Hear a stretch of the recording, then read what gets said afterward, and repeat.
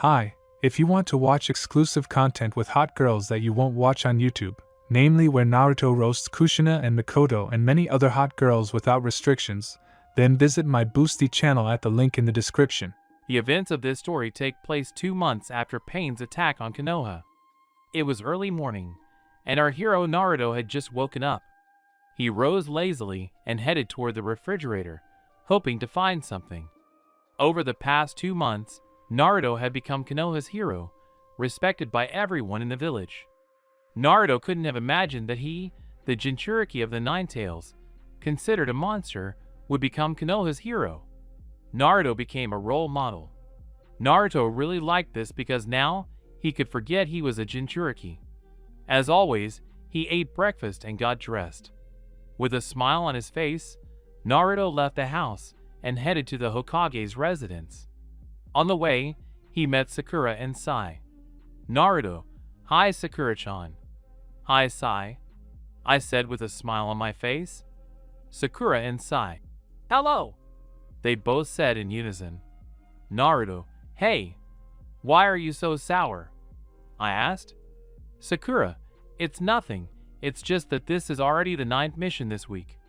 Sai, "We need rest too," Sai said. Naruto, "It's true, there have been too many missions lately." "Well, I still have to go."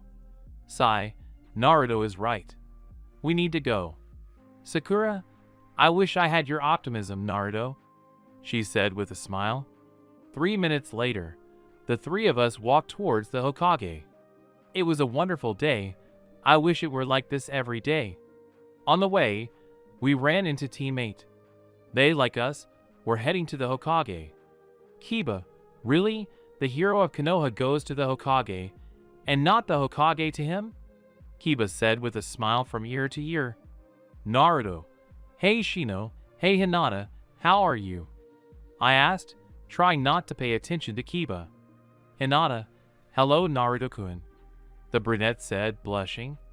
Naruto, "Hinata, where are you going? I didn't have time to finish when Shino pounced on me, shouting, 'Naruto, you said hello to me, so you haven't forgotten your friend.' Shino nearly shook the soul out of me." Naruto, Hinata, to the Hokage. "She said she had a mission for us." Naruto, "I see, well, let's go," I said, and we headed towards the Hokage. Only Kiba stood still. "Kiba, Naruto, who was I talking to just now?" "You uncouth idiot," he shouted at the top of his voice. I ignored him and continued walking. 15 minutes later, we finally reached the Hokage's office. We knocked on the door and heard a voice from the other side. "Come in!" Opening the door, we entered the office, where Kakashi-sensei was also present. Naruto, Grandma Tsunade, what's our mission there?" I asked impatiently. Tsunade, B-rank mission. Meet a noble and escort them to the waterfall. Team 8 will also be with you. I appoint Kakashi as squad leader. Understandable. Everyone, yes, they said in chorus. Naruto, another boring mission. I'm capable of more. I should be training to become stronger, not accompanying who knows who. Tsunade, Naruto, one more word you will turn you from a hero to a disabled person, understood? She said in such a tone that everyone took a couple of steps back so as not to be affected by the acoustic wave. Naruto, gulp, I get it. At that moment my legs were crooked from fear. Tsunade, if you complete this mission, you'll be assigned an S-rank mission. Everyone, S-rank? Everyone looked at the granny with surprised eyes. Naruto, Uraya, an S-rank mission. This is where I'll show off my full power. My joy knew no bounds. Tsunade, if you can handle it, of course. Granny chuckled. Naruto, of course I can handle it. If I can't handle it, then I'm not Uzumaki Naruto. Tsunade, now leave my office. Everyone immediately left, only Kakashi remained. Kakashi, what decision do you think the 5 Kage will make? Tsunade, I don't know, but I have a bad feeling about this. Keep an eye on him. Kakashi, I understand. And at the same moment, he left the office. Team 7 and 8 have set out on a mission. The 5 Kage Summit is scheduled to take place in Konoha today. This is the first time in a long time that the Kage Council has met. Rumors of all 5 Kage gathering in the village have spread throughout Konoha. Even Akatsuki has learned of it. Akatsuki's lair. Black Setsu. Today, all 5 Kage will gather in Konoha to take action against us. Toby Madara, well, that's good. Keep an eye on them. I want to know what they'll do. Black Setsu. Got it. He disappeared. Toby. I wonder what they'll do to put this plan into action. We need the 8 tails and 9 tails. The stump Sasuke brought us won't be enough. Well, it's time for me to step in. Konoha. Shizuna. Tsunade-sama, all the Kage have arrived. Tsunade. Okay, tell all the clan heads to be ready. Shizuna. I understand. And she left the office. Tsunade. Well, it's time to go. Having gathered herself, the Hokage headed to the assembly hall. All 5 Kage were gathered there. The 5th Kazekage, the 4th Reikage, the 2nd Tsuchikage, the 5th Mizukage, and the 5th Hokage. The Hidden Leaf Village was hosting the gathering. I am Hayashi Hyuga. I will be your mediator in the negotiations. Hayashi. I declare the 5 Kage Summit is open. Kazekage. Let me begin. Tsuchikage. Go ahead. Kazekage. As you know, Madara captured 8 of the 9 Bijou. Only the 9 tails Bijou remains. Mizukage. 8? But would the 8 tails of Hidden Cloud Village have been captured?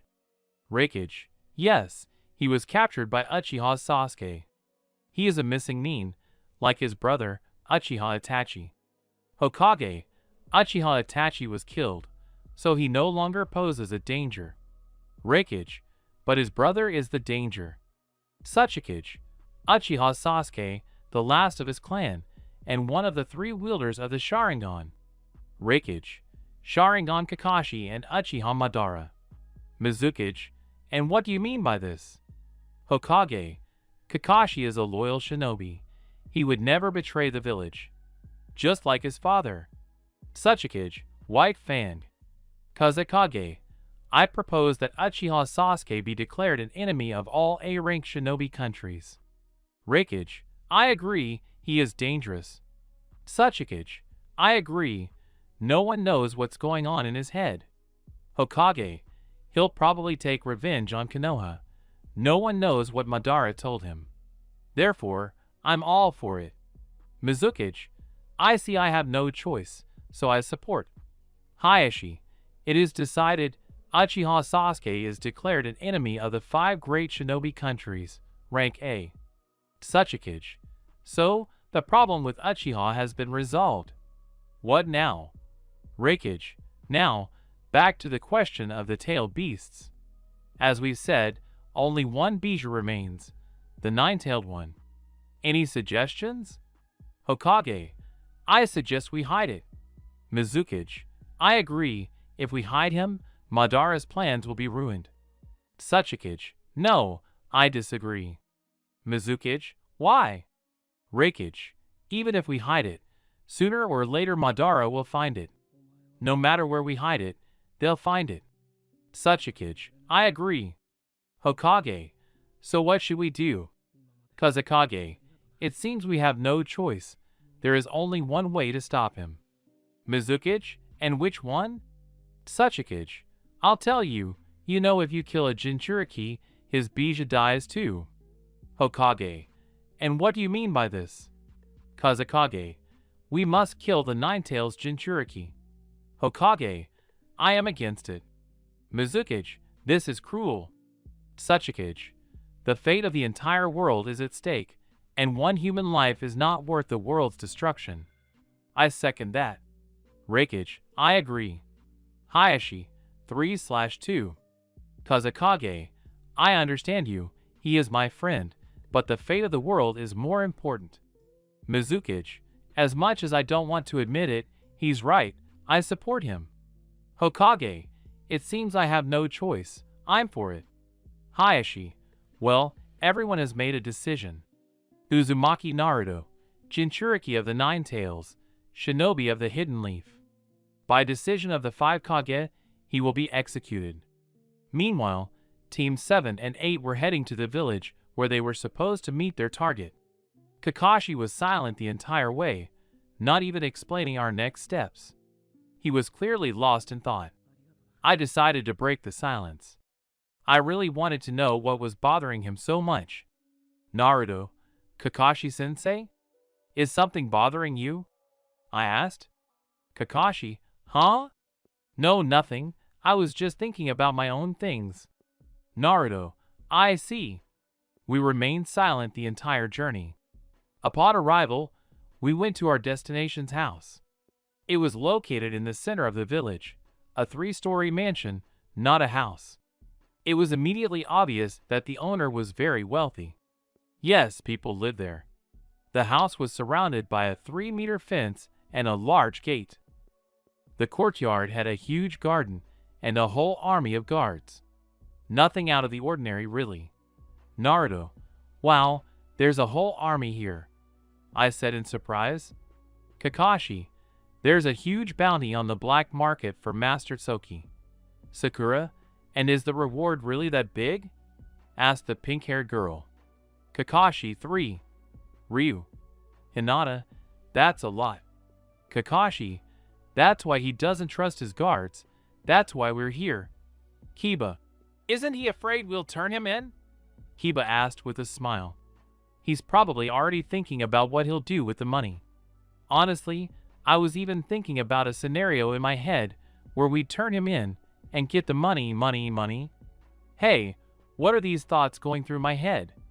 I'm a shinobi, after all. The mission is more important, especially since if I succeed, they'll assign me an S-rank mission. Yeah, right. But 3 million Ryu is a lot, and it would last me a long time. Money or the mission? Which should I choose? Maybe I should call a friend. Kakashi, Tsunade-sama has a debt to him. Mr. Tsuki gave Tsunade a chance to pay it off. Naruto, Grandma, these gambling games will definitely come back to haunt her. After crossing the courtyard, we found ourselves at the front door of the house.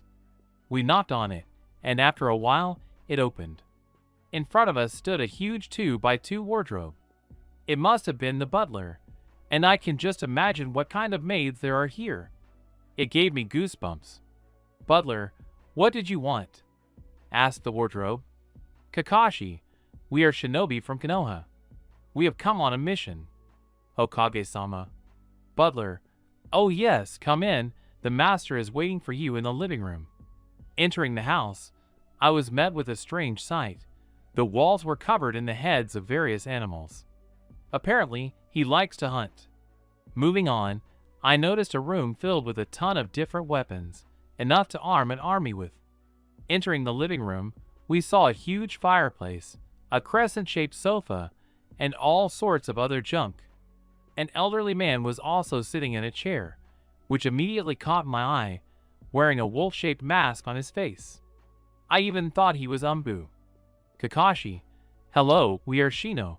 He didn't have time to finish speaking before the old man interrupted him. Tsuki, I know who you are. Why did you come on time? In an hour, we are leaving for the land of the waterfall. Kakashi, okay.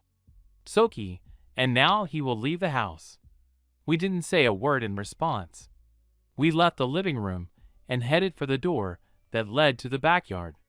As we passed one room, I saw a huge number of masks on the wall. One of the masks, hanging alone, caught my eye. My admiration made me stand out from the group. I walked toward this mask. The mask was unusual. I could feel chakra radiating from it. It looked somewhat like Madara's mask, but it had 2 slits for the eyes, the same pattern as Madara's mask, but this one had 6 long appendages and small horns. In a word, it was brutal, but for some reason I liked it. I don't know why. I didn't notice someone approaching from behind and asking, "Do you like it?" I turned around and saw old man Tsuki. Naruto, yes, I answered. Tsuki, everyone sees ugliness in her, but I see strength in her. Naruto, but why is she emitting chakra? I asked. Soki, are you from the Uzumaki clan? Naruto, yes, I answered. How do you know? I asked, surprised. Soki, this mask belonged to the creator of the Uzumaki clan. I don't know who he was, but it is known that he possessed immense power, which still resides in his mask. Naruto, so this mask belongs to my clan? Soki, yes. That's why I'll give it to you. Naruto, what? Soki, I honestly can't use it. Only the Uzumaki clan can. So for me, it's useless. Naruto, cool. I walked over to the wall and took out this mask. As soon as I touched this mask, I felt strong chakra coming from it. Thank you very much. Soki, no need for gratitude. But I warn you, only wear it when there's no other way out. Naruto, why? Soki, it's better for you not to know. I put the mask in my backpack and went to the backyard. Soki, do you think he can control his power? The old man said, turning to the stranger, who had been standing in the shadows this whole time. Stranger, no. No one has yet managed to harness the power of the mask. Soki, and if he can. Stranger, if he can control the mask's power, then Madara will be in big trouble. Having said this, the stranger disappeared. I went out into the backyard and was shocked. There was a huge training base in the yard. Sakura, is this a training ground? Kiba, no, this is not a playground. This is a whole training ground. Hinata, very big. Kakashi, our playgrounds are just small closets compared to this one. After standing like that for about a minute, we began to work out a plan to protect the old man. For minutes later, we were ready to move on. Besides us, the old man was accompanied by about 5 people. Finally, we set out for the waterfall country. We'd been walking for 2 days already, and everyone was exhausted.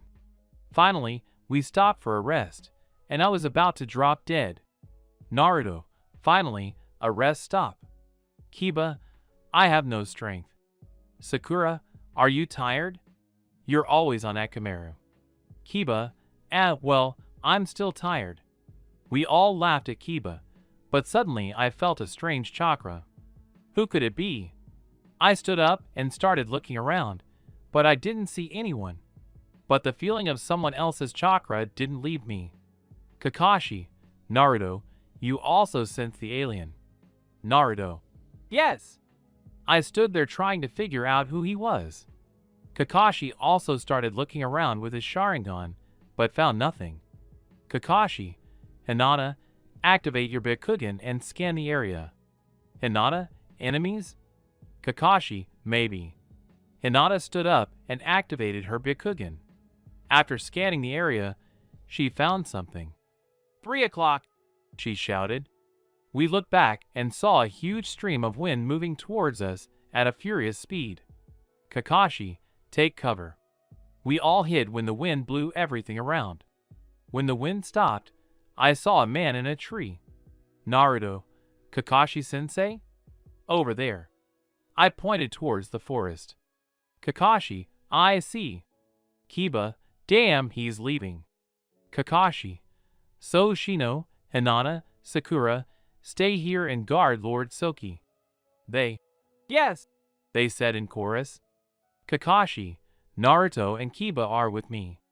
We nodded to each other and ran after him. Naruto, damn, the bastard is leaving. We ran, trying not to miss him. But why is he leaving? Maybe he? Kakashi, yes, he is not alone. Naruto, so they. Kakashi, Sakura, Hinata, and Shino can handle it. Now we need to catch him. Naruto, be careful. I looked back and saw a trap. Damn. I was caught. My body was paralyzed with pain. It was hard to breathe. Kakashi, Naruto, are you okay? He asked, running up to me and trying to lift me up. Naruto, my chakra. I felt like my chakra was no longer obeying me. Sensei lifted me up and looked at me with his Sharingan. Kakashi, it's a seal. It blocks your chakra. Kiba, Is the seal a trap? So what should we do now? Asked Kiba. Kakashi, I can't remove the seal. Naruto seems to be out of commission. We need to get back to the capital. Naruto, can you walk? Naruto, why yes. Sensei let me go, and we headed back. When we returned, we saw an unpleasant picture. All the guards were killed. The old man was lying covered in blood. What happened here? Where are the guys? Kiba, there they are. He pointed his finger, and we ran up to them. Naruto, Hinata, what's wrong with you? I asked, running up worriedly. Hinata, why yes, and Naruto kan no why all. The girl lost consciousness. Sakura, she's okay Naruto. She just lost consciousness. Naruto, phew. Thank goodness. Now tell me what happened here. Sakura, this is Madara. Kakashi Madara? But why would he attack Lord Soki? Sakura, I don't know. Kakashi, well, we need to leave. Kiba and I will cover you. Naruto protect them. Naruto. Got it. After that, Kakashi and Kiba rushed to cover us. We only managed to run about a meter before Kiba and Sensei flew in front of us. We ran up to them, but they were unconscious. Sakura, what should we do? Sakura could barely hold back her tears.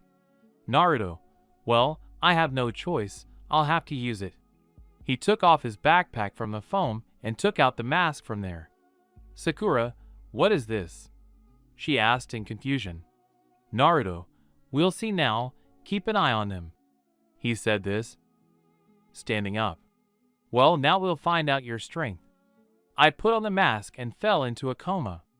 The power of the eyes. I put on the mask and lost consciousness.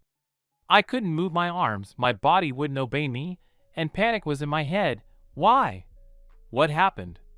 And suddenly I found myself in some room, with water on the floor, pipes running along the walls, and a huge gate with a seal on it. I realized I was in my subconscious, and behind the gate was Fox. I couldn't utter a word. I tried to get up, but I couldn't. Some force was holding me back. And then I heard a voice. Don't resist, you won't succeed. I thought it was Fox, but the voice didn't sound like it. It was female, and as far as I remember, Fox was a boy. I looked around and didn't see anyone, but Fox had disappeared somewhere. I couldn't understand what was happening or who was speaking. But then, a woman of unprecedented beauty appeared before me, with floor-length hair of a gray-red hue. She had large breasts, an angelic face, and what immediately caught my eye was the 3 stripes on her cheeks, just like mine. She was wearing a robe covered in patterns, and the Uzumaki clan symbol on the back. She walked around me, looking me over from head to toe, but for some reason, her eyes were closed. She stopped in front of the blast furnace and stroked my head. It felt so pleasant and warm, as if I'd known her for a long time. But I wondered who she was, and what she was doing in my subconscious. Maybe it was because of the mask? Old Man Soki said that a mask contains the power of its owner. Perhaps she is the owner of this mask. But when she stroked me, I forgot everything else. My soul felt so warm that everything else ceased to bother me. You're probably wondering who I am? The stranger asked me and placed me on her lap, like a 5-year-old boy looking for comfort. Yes, I answered, pressing myself against her. Datebeo, they're so big and soft, I basked in them like a child. I am Uzumaki no Rino. She told me in such a gentle voice that I simply melted. Naruto, Uzumaki no Rino? Is Uzumaki your first or last name? I asked her, moving away from her a little. Stranger, Uzumaki is my name, she answered with the same affection and simply angelic smile. Naruto, but I am Uzumaki Naruto and Uzumaki is my last name and the name of my clan. If your name is Uzumaki, then you. I didn't have time to finish when she quietly interrupted me. Uzumaki, I am not the creator of the Uzumaki clan, my son created it, she answered, but when she said the word son, sadness appeared in her voice and her face became sad. Naruto, And who is he? I asked her directly, and it was clear that she did not expect that I would ask her this question right away. Uzumaki. His name was Shirino Norino. He created the Uzumaki clan, naming it after me. When she said this, mixed feelings of joy and sadness were visible on her face. But why? Naruto. Apparently he loved you very much. I wanted to know more about him. After all, he created my clan, and she is my distant relative. Uzumaki. Yes, he loved me very much. He was very kind to me all his life. You look very much like him. You also have unruly blonde hair, blue eyes, and 3 stripes on your cheeks like you. You also inherited his strength. She looked at me, although her eyes were closed, but I still felt her gaze on me. Naruto, am I his copy? And what is this power? And why do you think I have his power? I was very interested. I wanted to know what this power was. She giggled in response and reached out to me and kissed me on the cheek. I didn't expect this, but I felt her feelings for me. Her feelings expressed motherly love. I have never experienced this feeling, because I don't have parents. Uzumaki. I feel his chakra in you, but your chakra is many times superior to his. There is no evil in your soul. On the contrary, there is a lot of good in it. You are very kind. And besides, you also have stripes on your cheeks like him. She spoke so affectionately that I immediately understood her words. Naruto, you have the same stripes on your cheeks. They told me they appeared when the Ninetales was sealed inside me, but the Ninetales said it had nothing to do with it. That the stripes weren't his fault. By the way, where is he? He suddenly changed the subject. Uzumaki. I removed him from your subconscious for now, so he wouldn't interfere with our conversation, she replied, switching back to the previous topic. These stripes mean you're his direct descendant. Do you even know what they mean? She asked me, her question arousing my great interest. I've always wanted to know what those stripes mean. Naruto, no. I don't know, but I want to find out. I was simply burning with impatience, waiting for my answer. Uzumaki, tell me, you know about the 3 great clans, right? She asked. Naruto, 3 great clans, Senju, Uchiha, and Hyuga. I answered. Uzumaki, that's right.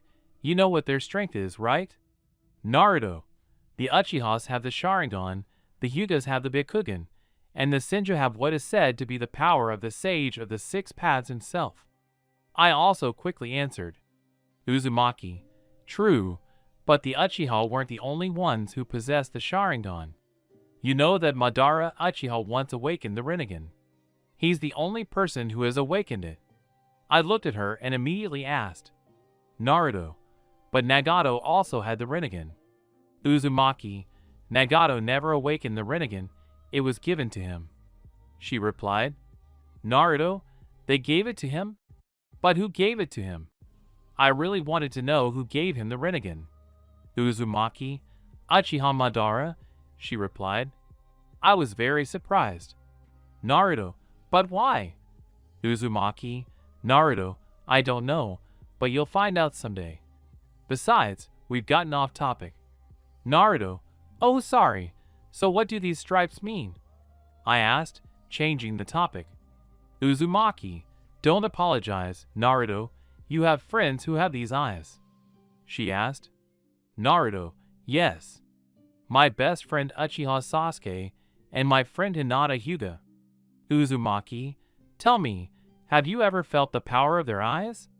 She asked such a question and memories immediately came to my mind. When I fought with Sasuke in the valley, I felt that something was wrong with my eyes, and when I fought with Neji, I felt the same. Uzumaki, these stripes represent the power of 3 eyes. The bottom stripe is the Rinnegan, the top stripe is the Sharingan, and the middle stripe is the Byakugan. My eyes almost popped out of my head that she has a lead. Naruto, what do you mean? I really wanted to know this. Uzumaki, let's take things in order. Let's start from the beginning. As I already said, there are 3 powerful clans, Senju, Uchiha, and Hyuga, but there was one more clan that stood out from the rest. This clan possessed enormous power. Naruto, the fourth clan? I asked. Uzumaki. Yes, that's the Uzumaki clan, the fourth and most powerful clan. Although no one knows this, since the Uzumaki clan specialized in sealing techniques, during the time of the Sage of Six Paths, our clan possessed another power. I couldn't process so much information in my head. Naruto, what is this power that we had before? I asked her uncertainly. Uzumaki, the power of three eyes, she replied. I immediately looked at her. What is this power of three eyes? I thought. She smiled and placed her hand on my cheek, stroking it, and then she opened her eyes. I was almost speechless. Naruto, www what? I barely managed to say it, looking her straight in the eyes. Uzumaki. It's Maringan, she replied. These eyes were similar to the Rinnegan, Sharingan, and Byakugan, all rolled into one. This is the power that the Uzumaki clan once possessed. Naruto, Maringan, but what is this? Uzumaki. It's the Rinnegan, Sharingan, and Byakugan 3 in 1, she said. My son awakened it, and then I did. Only we were able to awaken it. Other clan members who weren't of our family couldn't awaken it. Instead, they could only awaken three eyes. These eyes gave us limitless power. Even the Sage of the Six Paths feared us. Naruto. But why? I've never heard of Maringan. Uzumaki. Because all the Maringan carriers were destroyed. Destroyed? Naruto. But why? Uzumaki. It's our own fault. My son was consumed by this power. He declared war on all three clans, but in the end, we lost. Our clan was completely destroyed. Only my daughter remained alive.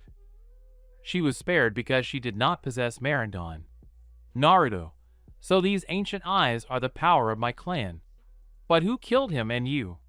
After all, you possess the most powerful eyes, the power of which, as I understand it, was limitless. She apparently didn't expect such a question. She lowered her head and said in an uncertain voice, I killed my son. Tears started to flow from her eyes.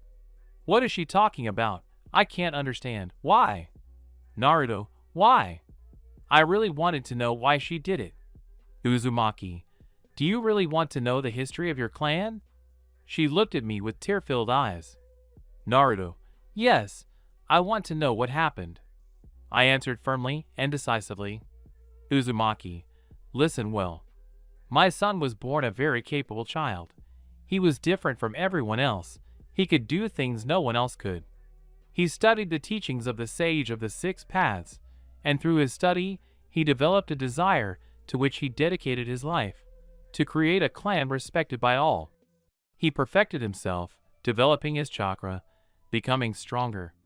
By the time he was 17, he possessed immense chakra. His strength surpassed all others. Even the great clans recognized him as the greatest shinobi, and some called him the second sage.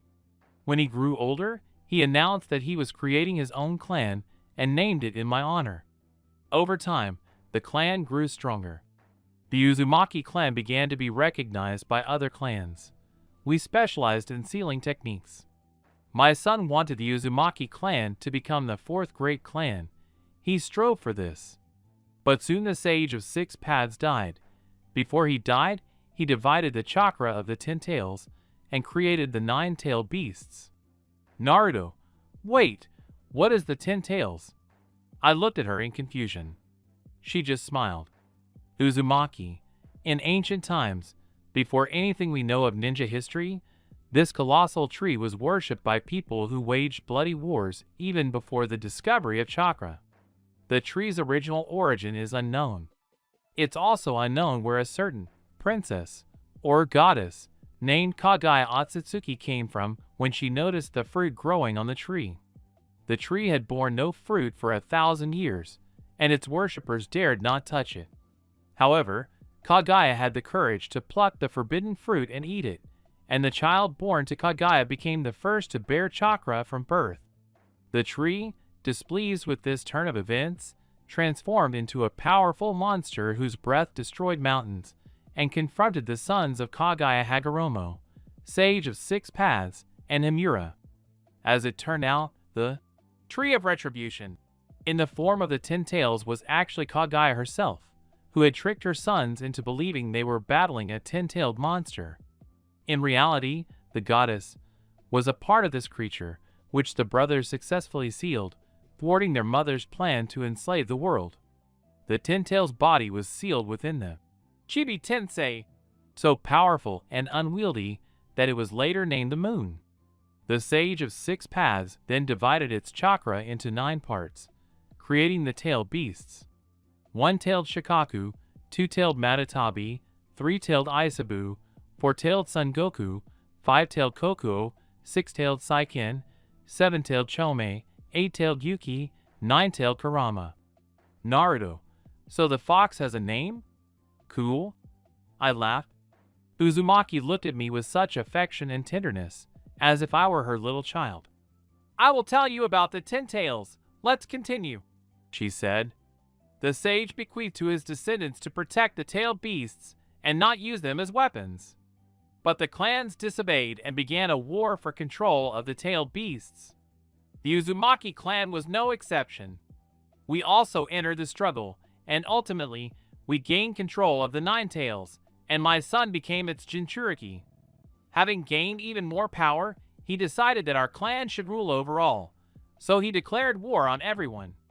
Our clan was winning the war, and we gained 3 more tailed beasts.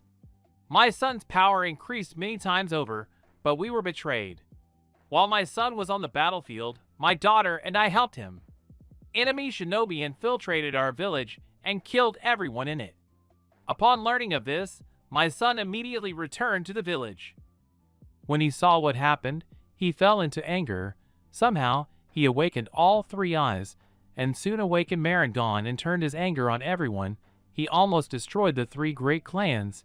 Having gathered all the tailed beasts, he decided to resurrect the 10-tailed and plunge the world into chaos.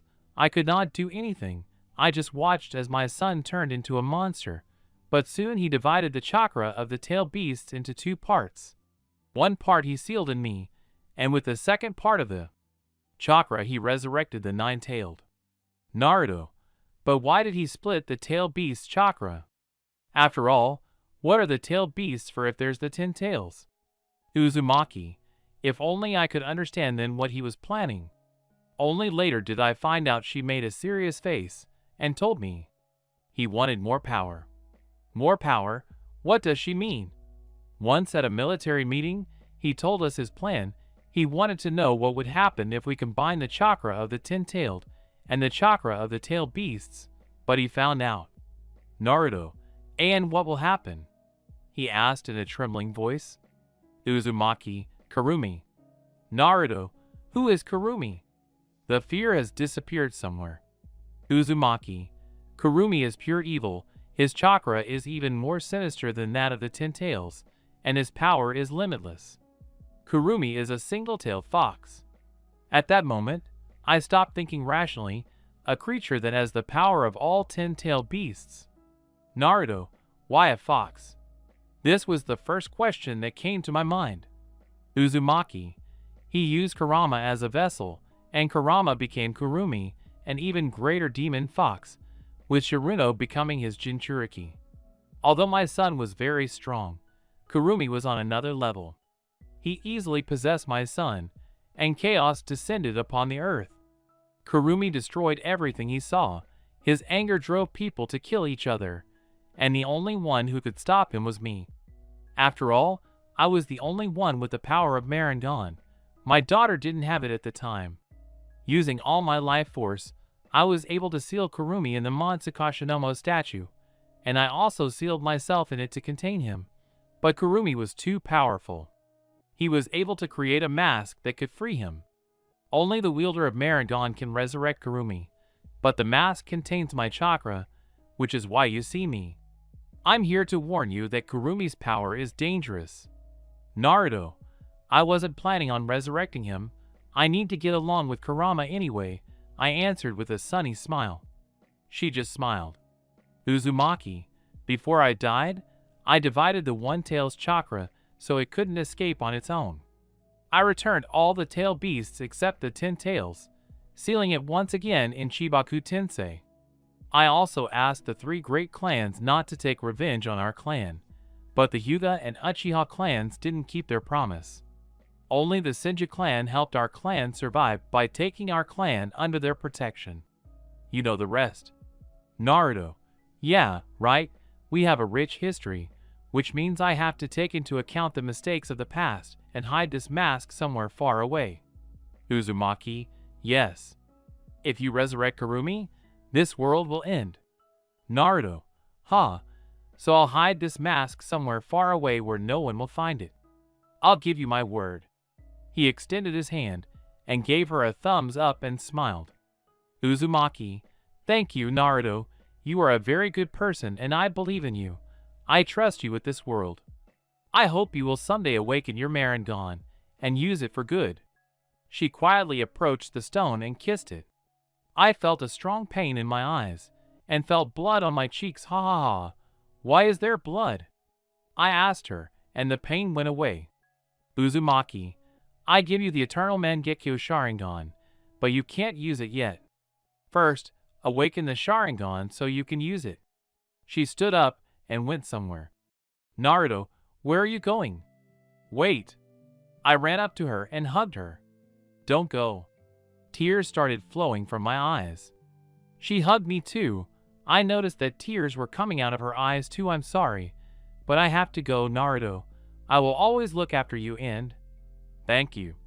Naruto, why? But she disappeared. I felt myself starting to regain consciousness. Where am I? What happened to me? I just wanted to get up when Hinata pounced on me and grabbed me tightly. Hey, it's okay. I'm here. Everything is fine. What had happened? I couldn't understand. Hinata was clutching me tightly and crying for some reason. Sakura was healing Kiba, and Kakashi was sitting and looking at me with such a frightened look, it was like he'd seen a ghost. Looking around, I realized why Kakashi was so scared. We were standing in the middle of a huge crater. Corpses lay everywhere, massive destruction, all of it reminding me that a bloody battle had taken place here. But my gaze stopped on one spot. Madara was lying covered in blood. I noticed that one of his arms was missing and his mask was broken, revealing his Sharingan and a scar on his face from the chipped part. Madara was lying there, and it was clear from his eyes that he was happy, but why? This question wouldn't leave my head. Turning my gaze back to Hinata, I gently stroked her head, holding her close. She visibly calmed down and quietly pulled away from me. I turned my gaze to Kakashi as if asking what happened here. He seemed to read my thoughts and, having recovered from the shock, stood up and walked towards me. Putting his hand on my shoulder, he said, Kakashi, don't use that mask, under any circumstances. He squeezed my shoulder, making me feel uncomfortable. I quickly took off the mask and put it in my backpack. Naruto. So I take it I did all this? I looked into his eyes, which answered my question. Is it clear what we're going to do with him? I turned my gaze towards the fallen Madara, who was trying to get up, but he was having a hard time doing so. We looked into each other's eyes, and I noticed a hint of fear in his. I really did my best here, and a barely noticeable smile appeared on my face. There was an awkward silence, but Madara was the first to break it. Madara, that's your strength. You've truly become strong. This power is wasted. Naruto, give me the 9 tails. Having said this, he strode confidently toward me, limping slightly on his right leg. Kakashi stood in front of me in a fighting stance, but I merely extended my hand in front of him, as if to say, I'll figure it out. He understood and stepped back. I headed toward Madara. We stood only a meter apart. Madara, why shouldn't I kill you now? You'll come to me yourself, he said with a hint of laughter, and handed me an incomprehensible scroll. Naruto, what is this? I asked, confused. While extending my hand, I took the scroll but did not open it. Madara, don't open it yet. The time will come and you will find out everything.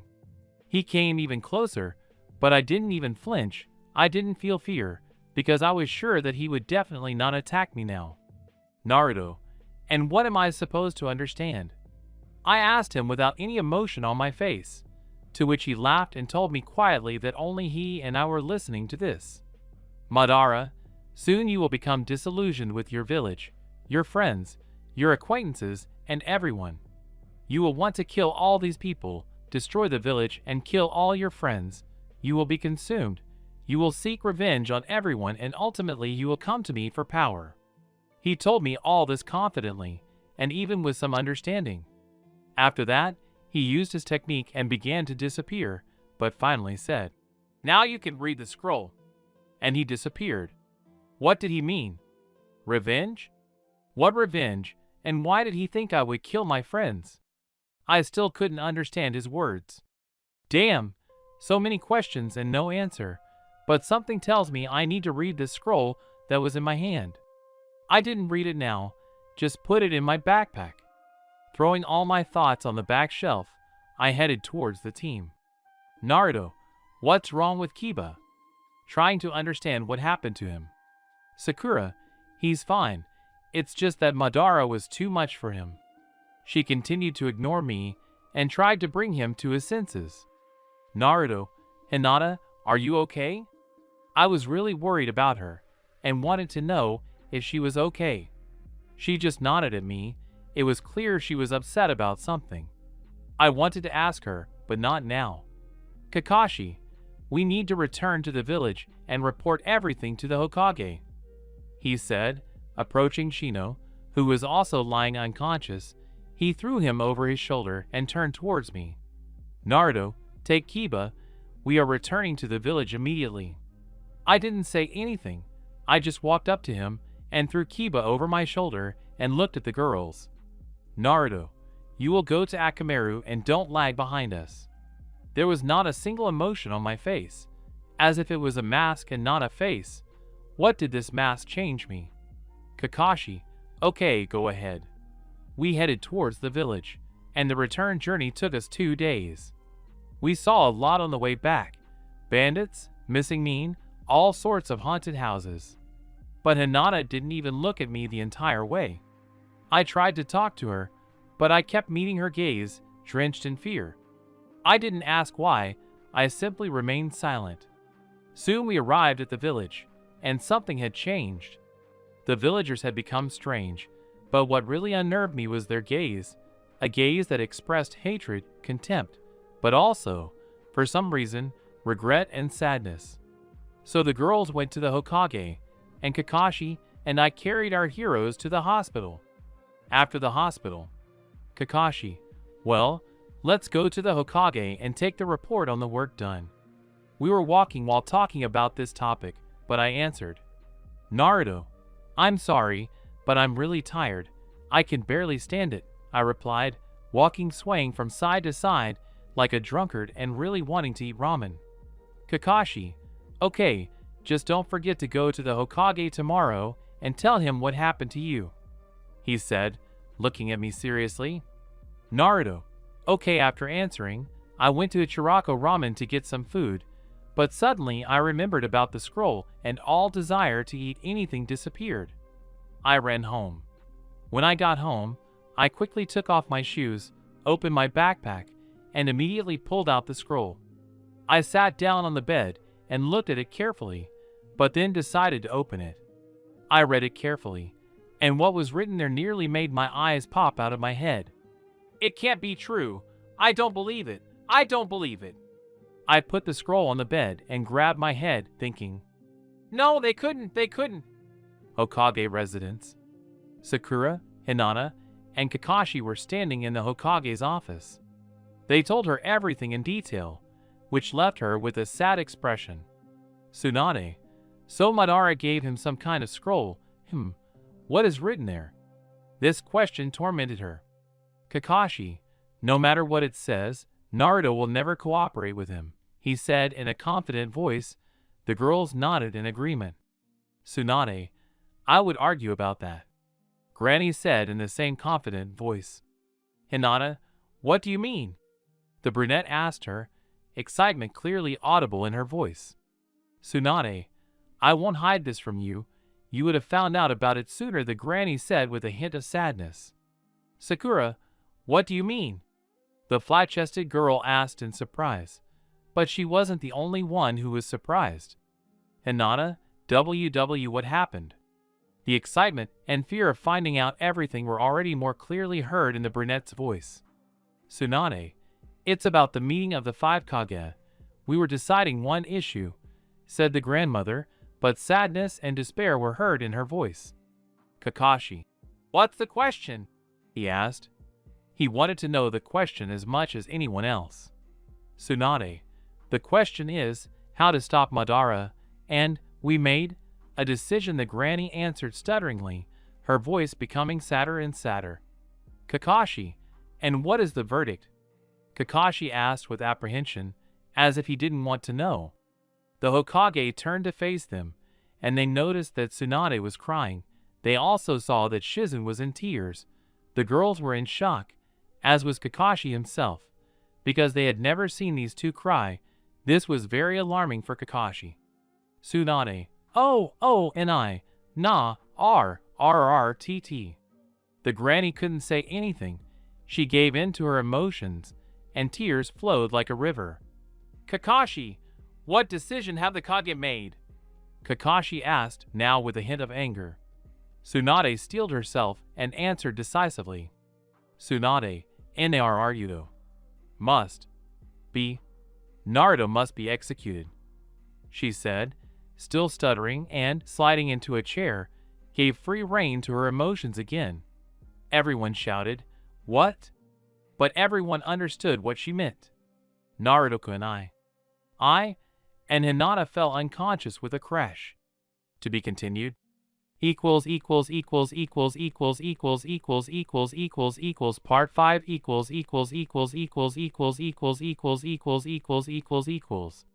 There was a deathly silence in the Hokage's office. No one could say anything. Everyone was shocked by what they had just heard. But Kakashi decided to break the silence.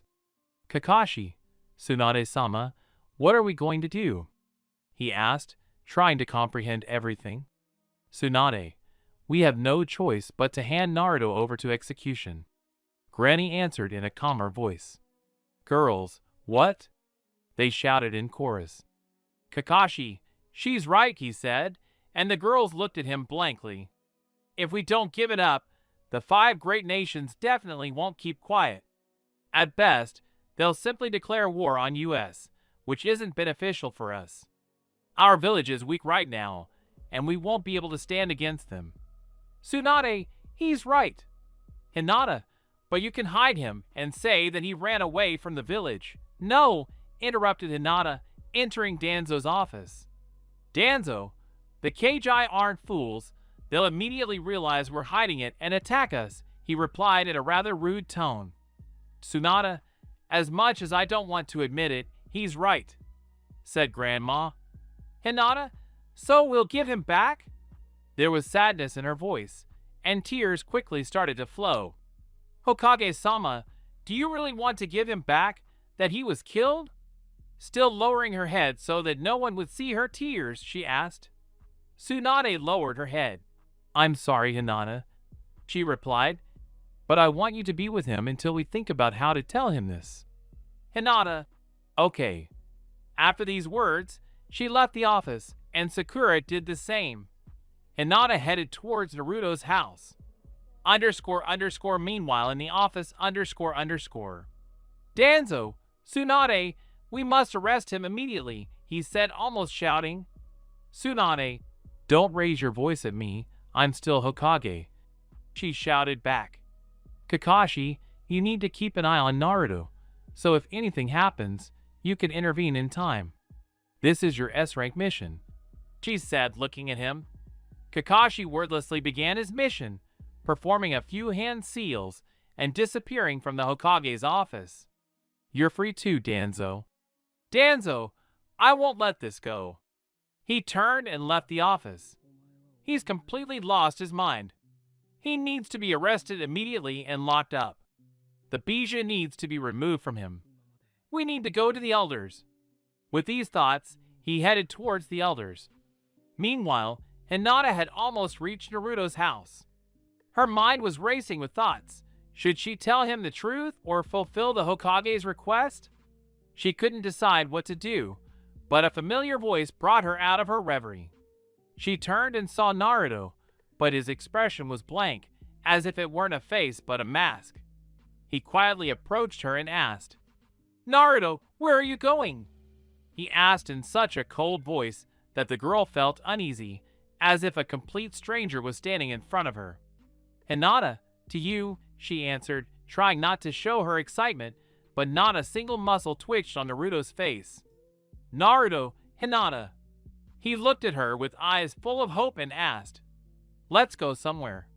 Hinata, why yes, lowering her head, she immediately remembered Tsunade's request and decided not to tell him anything. "Naruto."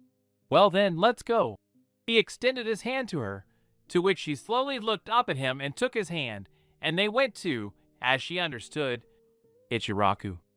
They spent the entire journey in silence. No one dared to break it, even at Ichiraku.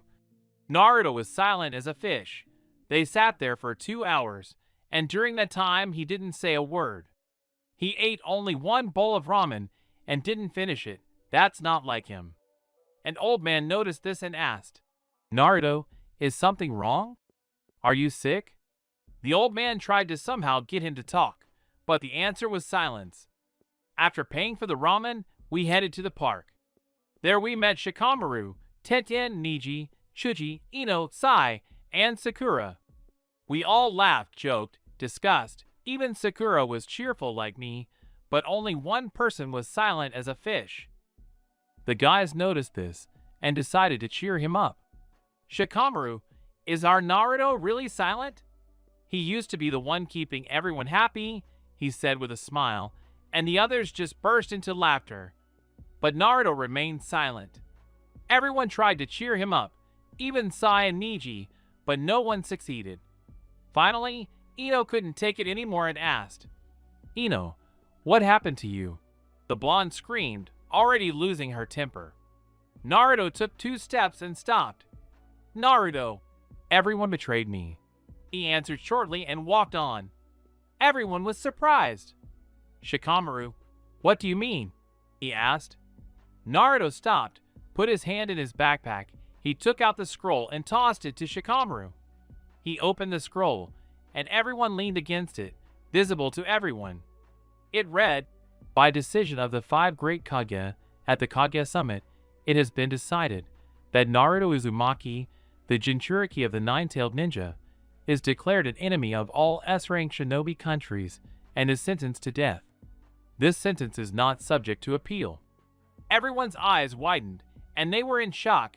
Only Hinata and Sakura knew everything. Naruto broke the silence. "Naruto, I've noticed you guys for a while now," the blonde said, and 6 Ambu Root appeared in front of him.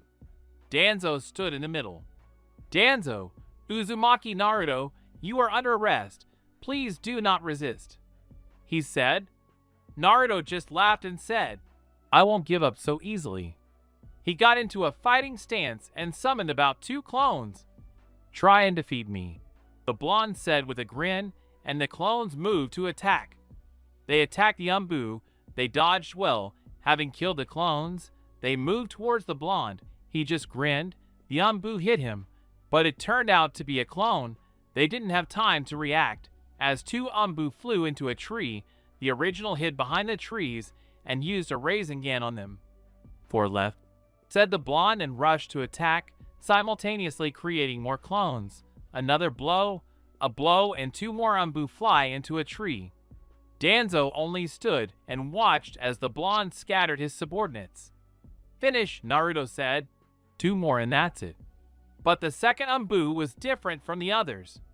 He stepped back, and the blonde created a Rasengan with a clone and rushed at him, but it was only the Umbu. He fell to the ground and said something. The blonde couldn't make out what he was saying. Running closer, he heard, "Naruto, stop." Soon, in the Umbu's place, he saw Sakura trying to stop him. The blonde knew he was about to hit Sakura with a Rasengan, but he couldn't stop. and suddenly he heard a raikiri. Naruto didn't understand what had happened. First, a flash, then a sharp pain in his arm, then darkness. Soon, he began to come to his senses. Kakashi, I made it. The sensei sighed, but felt something wet on his hand. Looking at his own, he saw blood, but it wasn't his. He turned around, seeing Naruto standing 3 meters away, and saw Sakura looking at Naruto in horror. He turned his gaze back to the blonde and saw that his right hand was covered in blood, but what happened next shocked him. Naruto stood rooted to the spot, and at that moment his right hand fell off. Kakashi stood in shock for another minute, until Danzo's voice snapped him out of it. Tie me up. The second ANBU performed hand seals, and the blonde was shackled. He approached the blonde and, throwing him over his shoulder, said, "The criminal has been caught." After these words, he disappeared. Danza turned to Kakashi and said, "The Hokage wishes to see you all." After these words, he disappeared. Everyone stood there for about 5 minutes, horrified by what they had seen. Hinata fainted from all this. When she woke up, she couldn't understand anything. What happened? Where was I? Was it a dream? Opening her eyes wider, she saw Sakura covered in blood. It was the Hokage's office. Kakashi was sitting by the window, shock evident in his eyes, apparently still reeling from everything that had happened. Naruto was kneeling in the middle of the room, covered in blood, but his shackles were no longer on him. Shizuna was trying to heal his wound. The Hokage was lying on the ground. "Tsunade, what are you doing? Have you completely lost your mind?" The granny screamed. "Danzo, the elders gave permission for his arrest, but he resisted, and we had to use force," Danzo answered calmly. "Tsunade, strength, what's wrong with his arm?" Granny asked with the same scream. "Kakashi, it's me." Sensei intervened in the conversation. He attacked Sakura. "Tsunade, what?" "Kakashi, that ANBU did something that made Naruto mistake Sakura for an enemy and attack," said Sensei. "Shizun, Tsunade-sama, I helped him as best I could. He lost too much blood, and I don't know whether he will survive or not." Shizun answered and continued to treat the blonde. "Danzo, what difference does it make whether he died now or later?" "It's all the same," he replied calmly. A voice rang out, very weak but clear. "Naruto, he's right. Why treat me? I'm going to die anyway," said the blonde and pushed Shizun away from him. "After all, I'm a criminal," answered the blonde, a smile on his face. "Hinata and Naruto-Kekuen, are you all right?" the girl asked, running up to him. She wanted to hug him, but she was stopped by a voice that did not belong to Naruto. It was not filled with hatred. "Naruto, what difference does it make to you? You knew everything and didn't tell me," the blonde said, looking at her angrily. "Hinata, Tsunade, enough, everyone, shut up. I'm talking," the old lady shouted. "Naruto, heh, how menacing, it gives me goosebumps," the blonde said, laughing. "Tsunade, what are you talking about?" the granny asked in surprise. "Naruto, everyone in this room is afraid of me, but I don't blame them. They're right to be afraid, because soon you'll all die," the blonde said, laughing. Naruto stood up, and tears were visibly streaming from his eyes. "This is how you treat the hero who saved your asses, you bitches. I'll kill you all and raze this village to the ground," the blonde said, screaming. All his hopes had been dashed in an instant. He dreamed of becoming Hokage, but now he dreams of killing everyone. "Tsunade, shut up, Naruto," she said angrily. "You will soon be executed. You are a criminal." "Naruto, and you, Tsunade, if it weren't for me, you wouldn't have become Hokage, and Jiraiya would still be alive if it weren't for you," the blonde also said, shouting. "Tsunade, shut your mouth, brat," she said, getting up from her chair. "Naruto, it's your fault for his death, you old hag.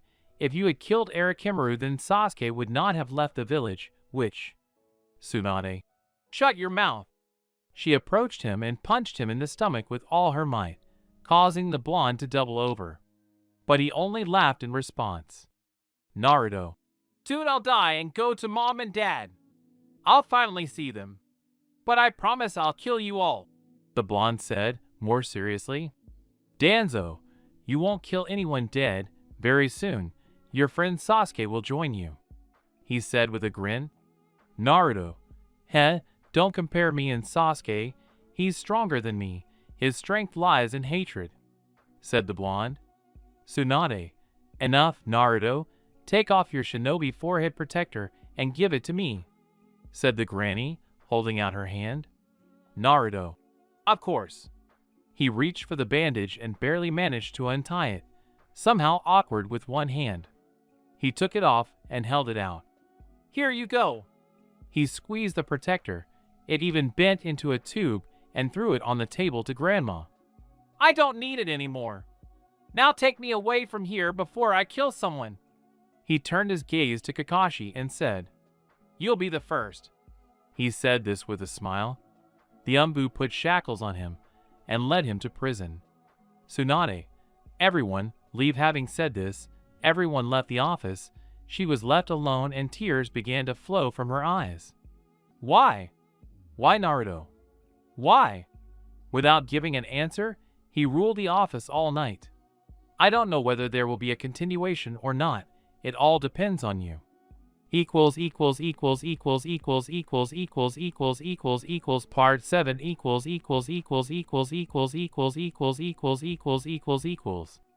Drip drip drip, repeated an incomprehensible voice, which wasn't a voice. It was dead. It expressed nothing. He was in a cell sealed with seals. They did everything to keep him from escaping, but he didn't even try. In that cell sat the former hero of Konoha, Uzumaki Naruto, the one who saved thousands of lives. The one who defeated pain. Now he's nothing, just trash that will soon be thrown out. After all, he'll be executed soon.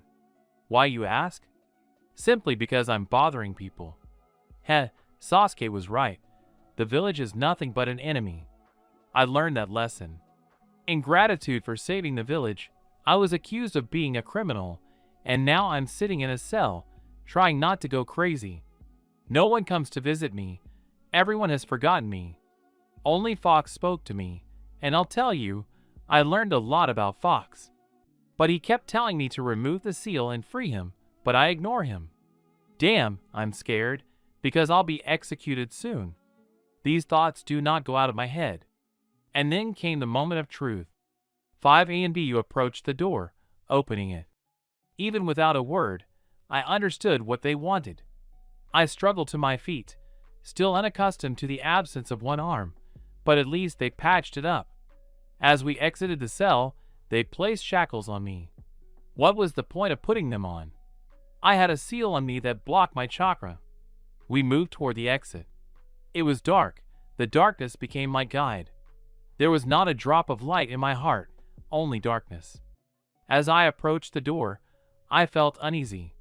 I sensed a crowd outside. Well, welcome. The door opened, and a bright light hit my eyes. My suspicions were correct. There were many people outside. Everyone was looking at me like I was a captured monster. Their gazes somehow made me feel better, a maniac smile frozen on my face. I was led down the main street of the city, surrounded by another person, some of whom I recognized: Kakashi, Yamato, Shikamaru, and Niji. Apparently the others were already there. We walked for about 2 hours to the arena. The arena where I defeated Niji during the Chunin exams is one of the few remaining buildings in the city. The arena was empty. Only the shinobi were there, and those who especially wanted me dead. The 5 Kage. Even Gaara was there. Did he betray me too? It didn't matter anymore. I was led to the center of the arena, where something like a throne stood, covered in seals. They also seated Hayashi Hyuga on it, paralyzing my chakra pathways. Were they afraid the Fox would break out? I looked up and surveyed the arena. Everyone I knew was there. Ino, Sakura, Chuji, Hinata, Kanehamaru, everyone I considered friends. Anger began to overwhelm me. I felt like darkness was consuming me. Gaara. Well, shall I begin? The fifth Kazekage, my friend, the one I saved from hatred, reads my sentence. Uzumaki Naruto, you are accused of murdering civilians, destruction of Konoha, collaboration with Akatsuki, and murdering one of the 3 legendary Sannin, Jirai. At the Council of the 5 Kages, we have sentenced you. Uzumaki Naruto, I have sentenced to death. The Kazekage spoke coldly. Not a single muscle twitched on his face. They declared me guilty of everything Pain Nagato did. Darkness simply enveloped me, and I fell into my subconscious. The room was damp. There was blood on the floor, knee-deep, pipes woven along the wall like a spider's web, a huge cage, and a seal. Laughter rang out. Fox. Naruto. The fox showed his face, on which a smile simply shone. Naruto. Did the nine-tailed fox himself decide to talk to me? I asked the fox mockingly. Fox.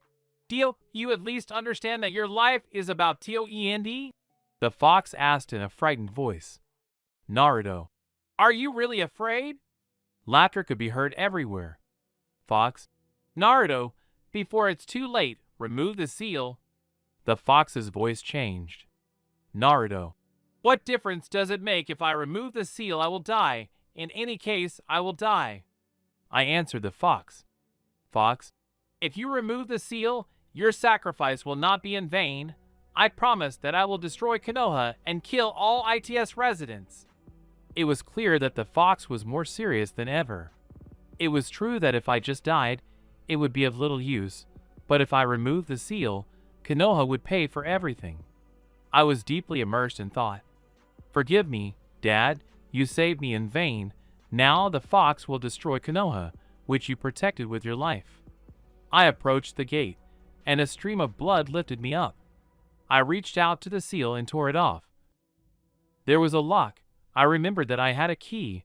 I touched my stomach and opened the seal. The cage opened and darkness swallowed me completely. Naruto. Promise me that you will destroy everyone in Konoha.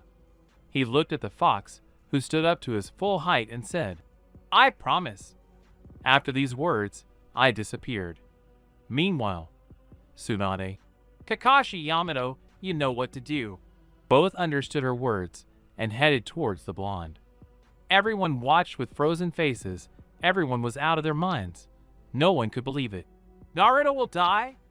Hinata especially couldn't believe that her beloved would die. For her, it was like a kunai in the heart. Sakura also couldn't believe it. First Sasuke, now Naruto, why? Why Naruto? She couldn't get it out of her head. The 2 shinobi moved towards the blonde, each one angry because they had allowed this to happen. Kakashi.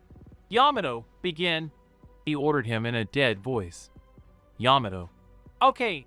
He used the first technique. 9 idols appeared around the blonde. Done. The blonde showed no signs of life and simply lowered his head. Kakashi. Raikiri. His hand flashed with lightning. Forgive me, Naruto. He shouted his name and aimed his attack at the blonde. He was only 3 centimeters away, but a powerful stream of chakra threw Kakashi and Yamato 4 meters away from the blonde, destroying everything in its path. A crater formed where the blonde had been sitting, with a small sphere in the middle. Kakashi barely got up from the impact. It's impossible. He broke the seals. He looked at the sphere, knowing it was about to get intense. He tried to perform a Raikiri, but his chakra was completely drained. Damn. The sphere began to fade, and body parts began to emerge, but what was immediately noticeable were the 7 tails. The sphere vanished, revealing a miniature 9-tailed fox. Its 7 tails indicated it was very angry. The fox stared at the 2 shinobi, glaring at them, but then shifted its gaze to where the Kagi were sitting. The fox turned in their direction and froze. Soon, it began spitting out small balls, some blue, some red. They began to form a sphere, which immediately shrank. The last thing the Kagi said was, FCK! A huge stream of chakra flew at them, obliterating half the arena and burning part of the forest. The fox turned its gaze to the AMBUs advancing on it. An eighth tail began to sprout from the fox, and a skeleton appeared. Everyone was horrified. It obliterated all the AMBUs with a single blow. Hinata was especially scared. It was the first time she saw Naruto in such a state. Her beloved was becoming a monster.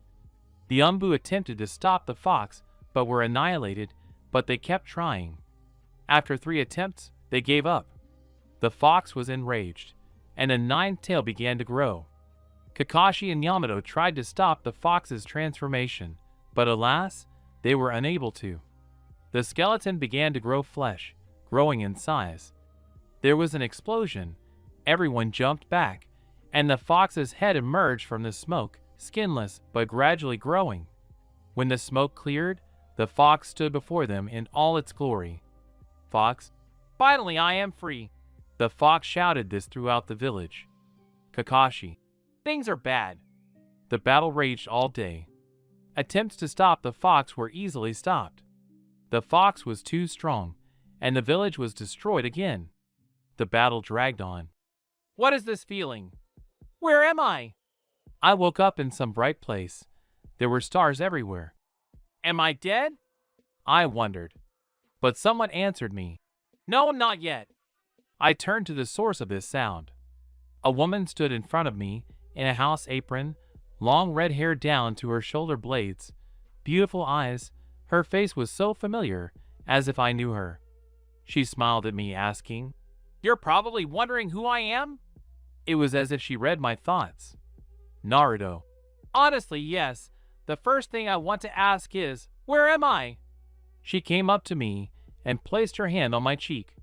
From that touch, all the darkness in me disappeared somewhere. She radiated kindness, and my heart felt calm. The woman. We are safe. This is a place where Kurama cannot reach. She answered my question. Naruto. Who is Kurama? I looked at her with eyes that didn't understand anything. Woman. He didn't tell you his name? What a bore, hee hee. She giggled at something I didn't know, but her laughter warmed my heart. She glanced away. Kurama is Fox's name. Naruto. Does he have a name? I was shocked. I always thought he didn't have a name. But I immediately asked her, how did you end up here, and why did you save me? This question just stuck in my head, but I couldn't ask her everything. Woman. I couldn't just watch the fox kill my son. The last word echoed in my head. What did she say? Did I hear right? Could it really be a woman? Naruto. Mama. Equals part 8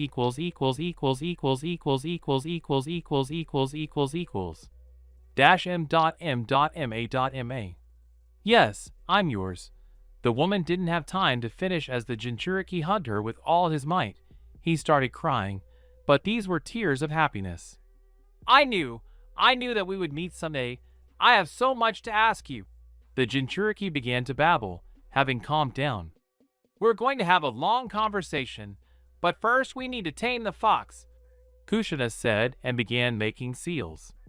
Meanwhile, the rampaging fox destroyed everything in its path, destroying Konoha, or rather its remnants. Many residents perished, and the shinobi abandoned attempts to stop the fox. Konoha gradually crumbled into ruins. Movement could be heard in the arena beneath the rubble. A moment later, a huge slab shattered into pieces, and a pink crown emerged from the rubble. A minute later, several Kanin stood above the ruins of the arena, many wounded, but still surviving. The Kanin began to examine what had once been Konoha. 2 shinobi appeared before the Kanin, one holding his comrade. Sakura, help Yamato! Kakashi shouted, not in the best of shape himself. He had a piece of metal sticking out of his right side, his arm was broken, and his ash-blonde hair was now the color of pepper. Yamato was much more seriously injured. His legs were torn off, as was part of his right arm. His head was pierced, in short, a walking corpse. I understand, the Kunuchi shouted, running up to the bloody body, trying to somehow help the poor guy. Kakashi glanced at all the survivors. Everyone who can move, follow me.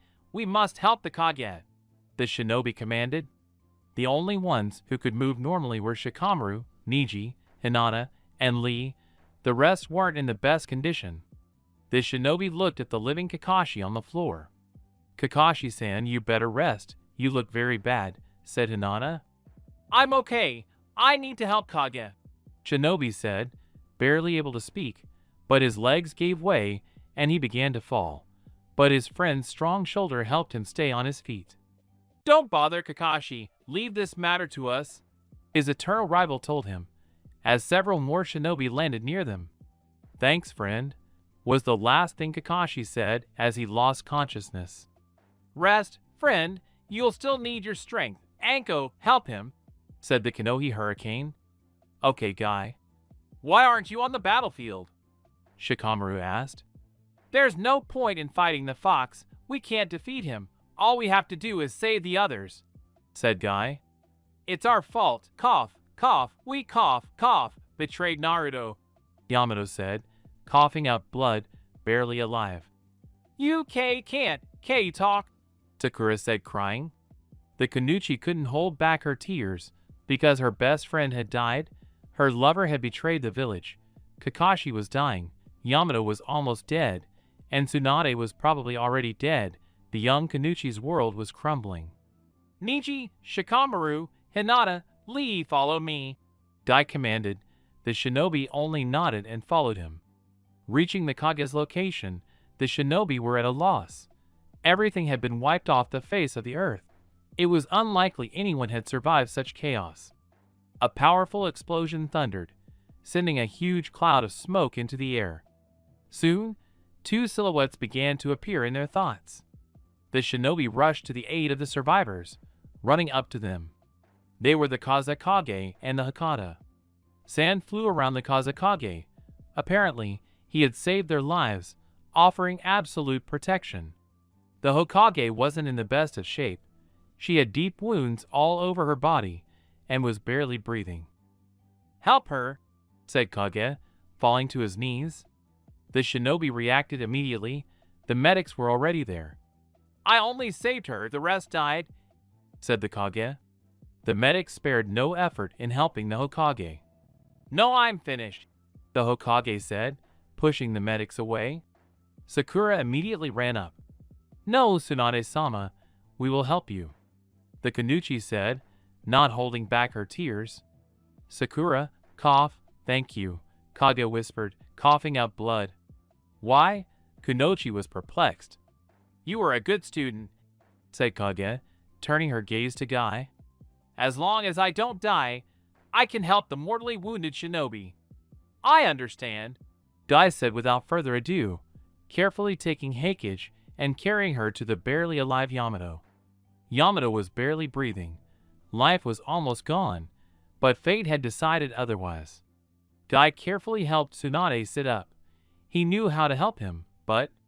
"So that my life is not wasted, I will give it to you, Yamato," said Kage, making hand seals. She almost finished making them, but Yamato stopped her. "No, he needs her more," he croaked, and a tree grew out of the ground, with Kiba lying barely alive on it. "Help him instead." Tsunade understood.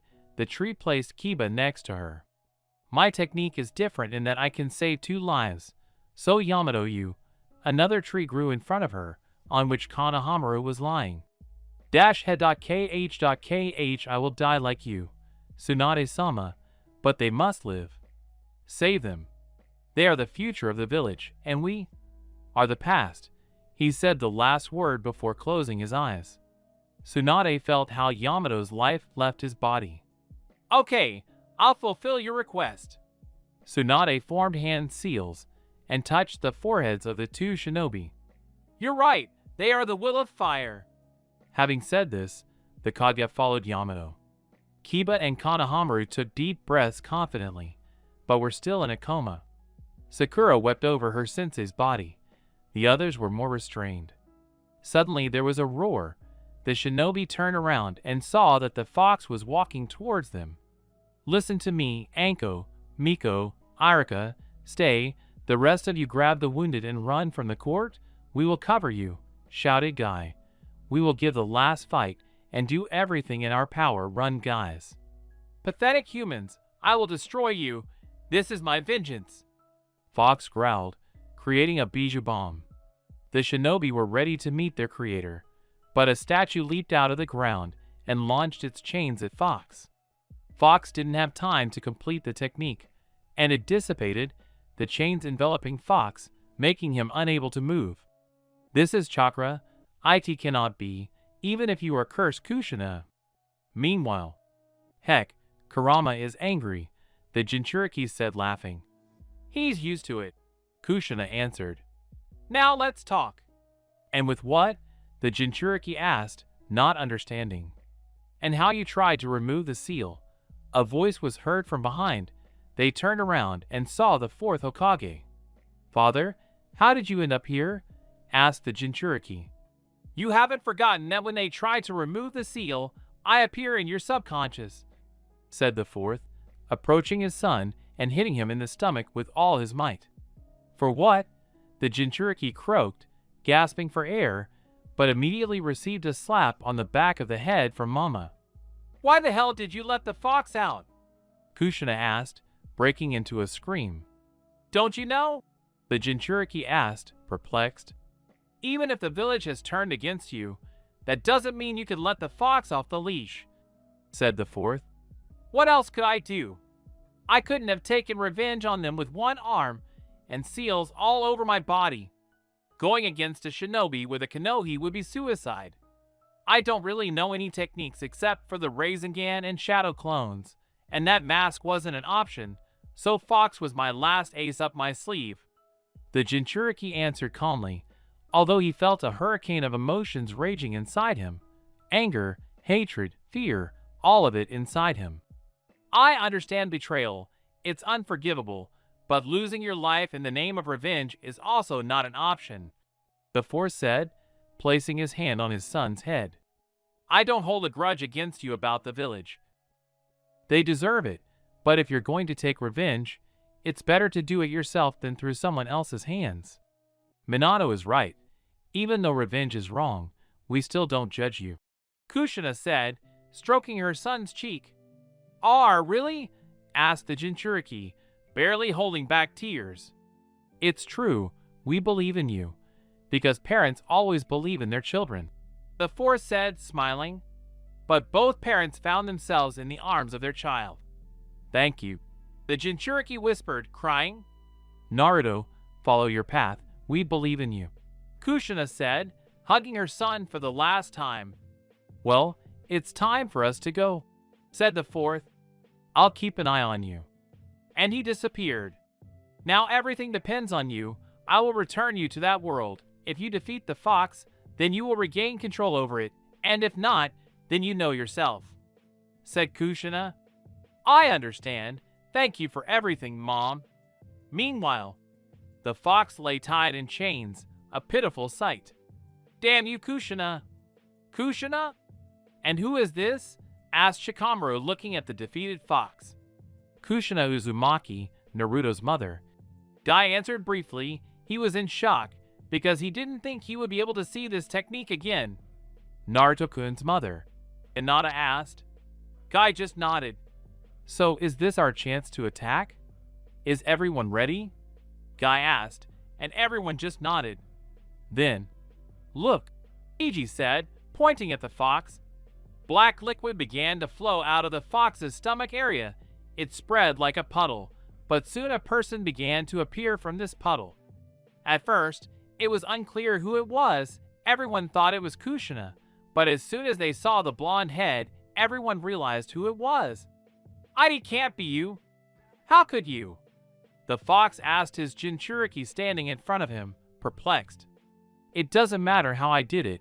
The main thing is that I came for you. It's time to go back to Kurama's cage. The Jinchuriki replied. Naruto, don't make me angry. The fox growled at the top of his voice. Equals equals equals equals equals equals equals equals equals equals part 9 equals equals equals equals equals equals equals equals equals equals equals. The enormous fox roared at the top of its lungs, its hellish breath scorching everything around it. Konoha, once a leading military village, lay in ruins. The nine-tailed demon fox's weapons had gone out of control. The chains holding the fox had broken under its influence. Now they stood between each other, staring into each other's eyes. The nine-tailed demon fox and his blonde, one-armed friend, their blood boiling. The fox was genuinely angry at the blonde, but also a little afraid. How could he regain control after absorbing him? The fox thought, if I lose to him, I'll go back to the cage again. No, I won't go back there. Now only the winner will decide everything. Suddenly, the Jinchuriki began rapidly performing hand seals, and immediately a single clone appeared on the field. Heh, pathetic brat, you think a mountain of clones can defeat me? Thought the fox. He knew his Jinchuriki well, so there was no need for complicated actions on the blonde's part. Then, orange spots appeared in all the clones' eyes. The fox sensed natural chakra and realized the kid was serious. Suddenly, two clones used a smoke screen, and a Rasen shuriken immediately flew out of the smoke screen. The fox was ready to parry the attack, but noticed three of them jump into the air. You think that trick will work on me? The fox jumped to the side, and with one of his tails scattered the clones in the air. So the shuriken is real. The fox instantly jumped back a few meters, moving away from the area of the technique's impact. Naive fool. The fox grinned, but then the shuriken dispersed. What a clone. But where is the real one? The fox did not have time to take action as a Rasen shuriken flew out of the ground. The fox felt an enormous force in his stomach, and then an explosion was heard. From such a force, the fox flew into the remains of the walls. Amazing. Where did he get so much power? Thought the fox, trying to get up, but still, a technique of this level added trouble to the fox. The fox got up. In front of him, about 100 meters away, stood the Jinchuriki and 5 clones. In his hands, he held a Rasen shuriken. Well, you want to see the power? Well then, get this. The fox got even more angry and began to gather natural chakra to form a Biju bomb. Well then, a black sphere flew towards the Jinchuriki, who only threw a shuriken towards it. Fool, your technique is nothing compared to my power. The fox was already savoring the smell of a softly fried Jinchuriki. But then the Biju bomb disappeared and a shuriken flew towards him. The fox's eyes became the size of the moon, just a little more, and they would bulge out of their sockets. Impossible! How did he do it? The fox's instincts instilled in him in time. The fox decided to absorb the technique this time. The shuriken was already meters away from the fox. He was ready to absorb it, but the shuriken dissipated and in its place was a clone. I don't get it, thought the fox, and he saw a kunai in the clone's hands, but an unusual kunai. It had 3 blades and was covered in hieroglyphs. It was eerily familiar to the fox, but his memory failed him. The last thing he heard was, "Blight of the Thunder God." The clone dissipated, the kunai disappeared, and a Biju bomb formed in its place. The fox was unable to absorb so much power, and his own technique backfired. A deafening explosion echoed over the village, blinding everyone watching the battle from a safe distance. The shinobi saw a huge crater, approximately 4 kilometers in diameter, form where Konoha once stood. All the ruins that once reminded one of the village had vanished. Only the faces of the Hokage remained. In the center of the crater lay the defeated fox, his body now resembling a skeleton from such chakra use. He couldn't move. He couldn't believe he, the Ninetails, the most powerful of all the tail beasts, had lost to a boy. A one-armed blonde man appeared before the fox, looking at him with sadness. Even the fox felt ashamed. I underestimated you, Naruto. You're still not a fool. I'm impressed. The fox chuckled at his own words. I'm glad I was able to impress you, Kurama-san. The Jinchuriki bowed in respect to his opponent. Fox couldn't believe his ears. The boy addressed me as his sensei, not as a monster, but as a worthy opponent. Well, you're truly selenium, but I'm not finished, the fox said, rising to his paws. He felt his body stop obeying him. He couldn't figure out what was wrong, but he noticed the Jinchuriki, who extended his hand forward and slowly lowered it. The fox's body, as if listening to the Jinchuriki, also sank. The fox looked closely at the Jinchuriki and realized the reason for his helplessness. "Sorry, Kurama-san, I don't want to hurt you," said the Jinchuriki.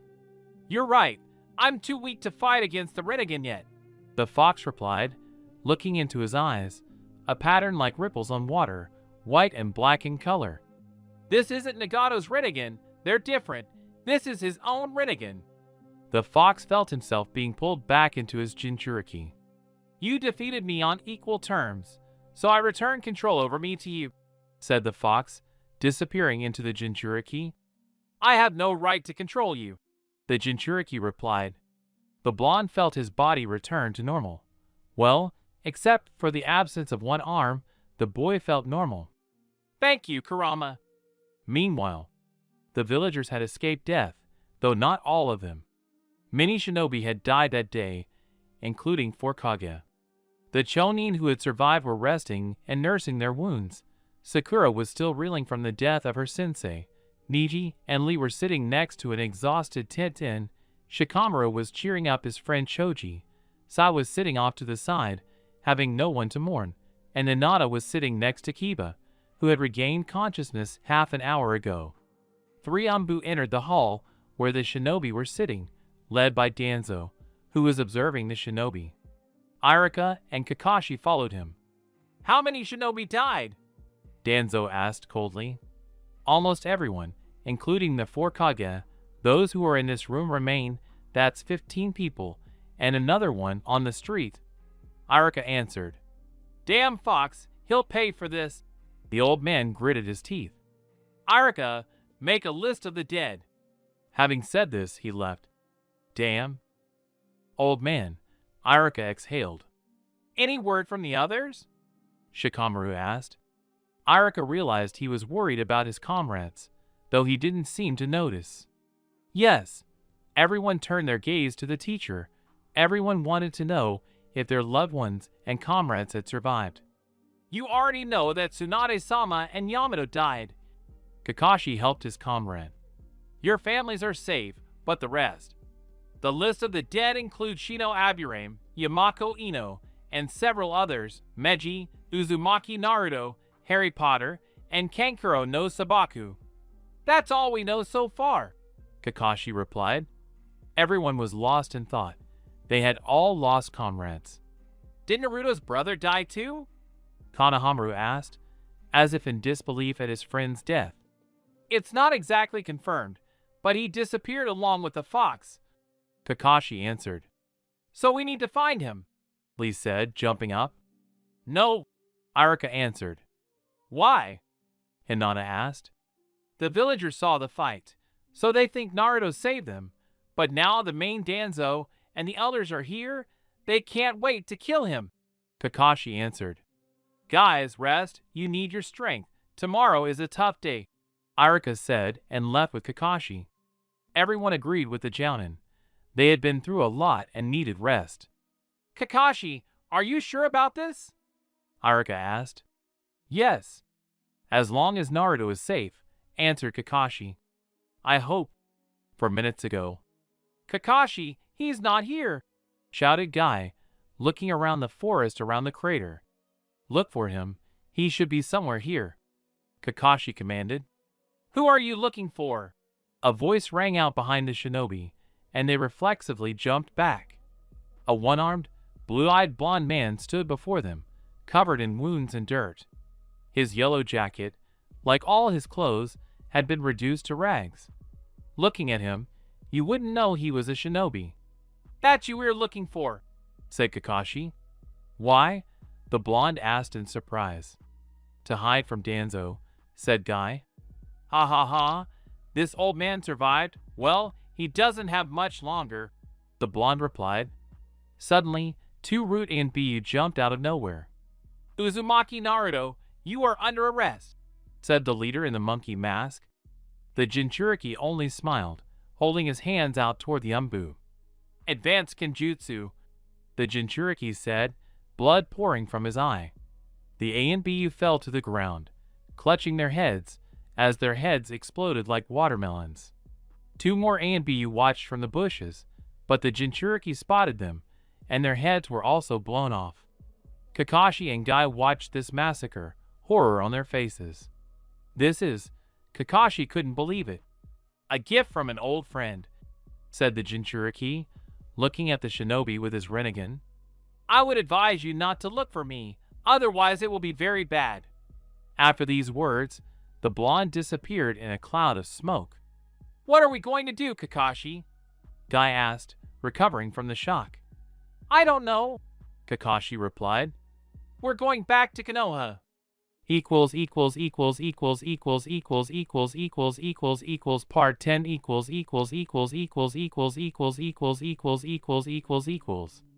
The situation in the village right now isn't the best, said one of the elders.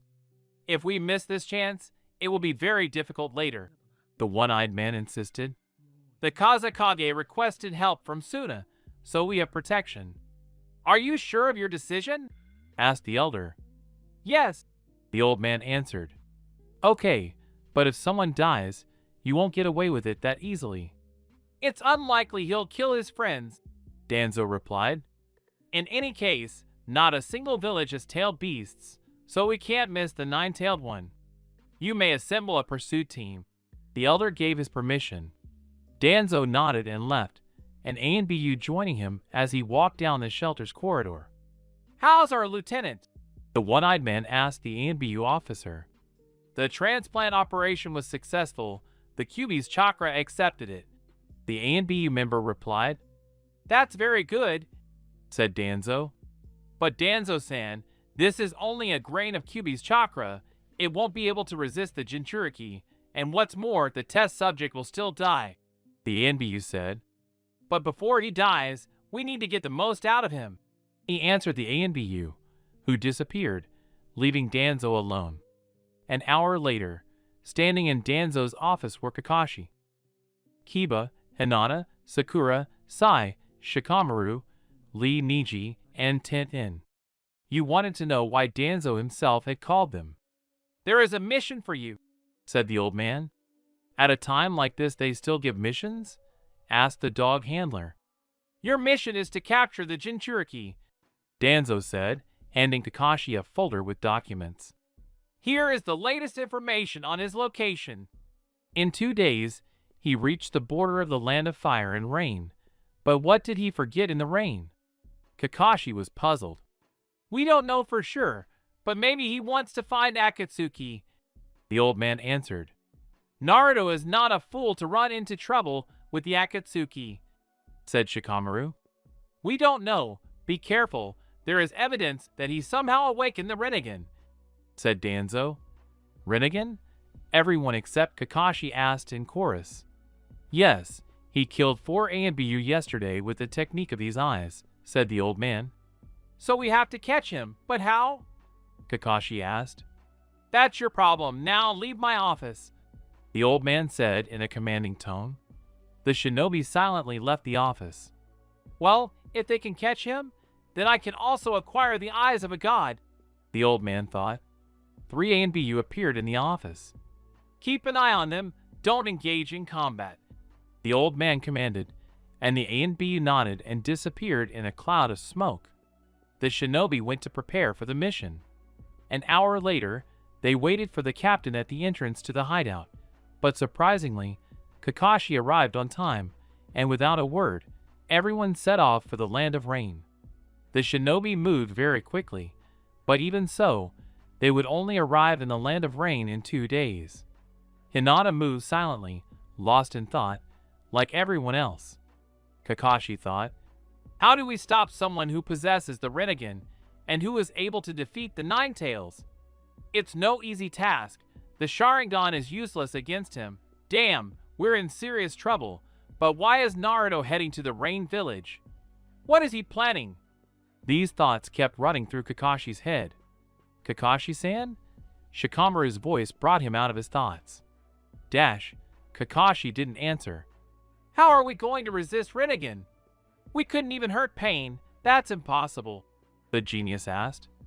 I don't know the answer," Kakashi replied. They continued on in silence. After a day of walking, they reached the border of the land of fire. Kakashi sensed someone was watching them, and his instincts were right. A second later, 100 kunai flew at them. The shinobi quickly split up, hiding behind a tree. Kakashi tried to find the enemy, but he didn't have to. He himself emerged into a small clearing. There were 4 opponents, all wearing cloaks. Kakashi, without a trace of fear, emerged from hiding, heading toward the strangers. He wasn't afraid of them, because compared to the ones they needed to catch, these 4 were just children. Heck, Kakashi-san, you haven't changed. The middle one standing in the middle said. You too, Sasuke, the Jounin replied. So you recognize me, although what's surprising, after all, we have before us the copy ninja himself, the brunette said teasingly, removing his hood. The others also removed their hoods. One had blue hair, but he was unfamiliar to the Jounin. The second was a big guy, and a girl with red hair and glasses. The Jounin assumed that she was from the Uzumaki clan. Meet Suigetsu, Karin, and Yugo. The brunette introduced his partners. To hell with them, said the Jounin. Are you asking for trouble? The blue-haired boy said. It's probably Suigetsu, Kakashi thought. The boy moved towards the Jounin, who in response lifted his eye patch and showed his eye. How is this possible? You are also an Uchiha. The tadpole asked in shock. No, it's not his eye, the Uchiha replied. He only paused and took a step back. After all, he was no match for the Sharingan. Would you please stop hiding already? Then other Konoha shinobi appeared in the clearing. So where are you heading? Uchiha asked. What difference does it make to you? The dog owner snapped, but immediately caught the Mangekyo Sharingan's gaze. We are pursuing Uzumaki Naruto, Kakashi replied. Naruto? Heck, what did that idiot do? Asked Uchiha. He was clearly interested in Uzumaki. He merely destroyed Kanahu and killed 4 of the 5 Kage. Niji answered for everyone. Naruto? Destroyed Kanahu? Aren't you confused? Uchiha laughed. No, Naruto has been declared an S-rank criminal, Kakashi said. You say S-rank. Interesting. So you want to catch him? Asked Uchiha. What happened to him if he betrayed Kanahu and killed Kage? One thing I know for sure, my revenge has run its course, thought Uchiha. Yes, sorry Sasuke, but we're in a hurry, said Kakashi. Don't you want to catch me too? Uchiha asked. No, Naruto is a greater threat to the world than you are, Kakashi answered. I wonder how he's more dangerous than me. This kind of address to him made him a little angry. Because he is the last of the Jinchuriki, and the only one who possesses the Rinnegan, Kakashi answered. Rinnegan? Uchiha didn't believe it. What can't be Rinnegan? Where from? Naruto somehow awakened the Rinnegan. We don't know exactly how he awakened it, Kakashi answered. This idiot has Rinnegan. It's scary to think what he can do. The Uchiha began to weigh all the information he had heard. How long has he been gone? Uchiha asked. A few days ago. Why did you ask this question? Asked Kakashi. It's none of your business, Uchiha replied, snapping. It looks like our plans have changed. Uchiha addressed his comrades. What? Everyone shouted in unison, even Kakashi's team. Are you serious, Sasuke? What about revenge on Konoha? Suigetsu protested. How can you take revenge if there's no goal? Konoha has been destroyed, and now our target is Naruto, the Uchiha replied in an irritated voice. You're joking, I understand, of course. You have the eternal Manjikyu Sharingan, but even that doesn't come close to the Rinnegan, and especially since he's a Jinchuriki. How do you imagine that? Karin asked. Maybe you're right. He has the Rinnegan, and he's a Jinchuriki, but there's a reason. Uchiha answered. What other reason? Karin asked angrily. She didn't like this idea of capturing the Jinchuriki. He's my best friend, and I won't let him become an Avenger, Uchiha replied. Karin's eyes nearly popped out of her head at Uchiha's words, but she fell silent, ashamed. Even Team Kakashi was surprised by Uchiha's words.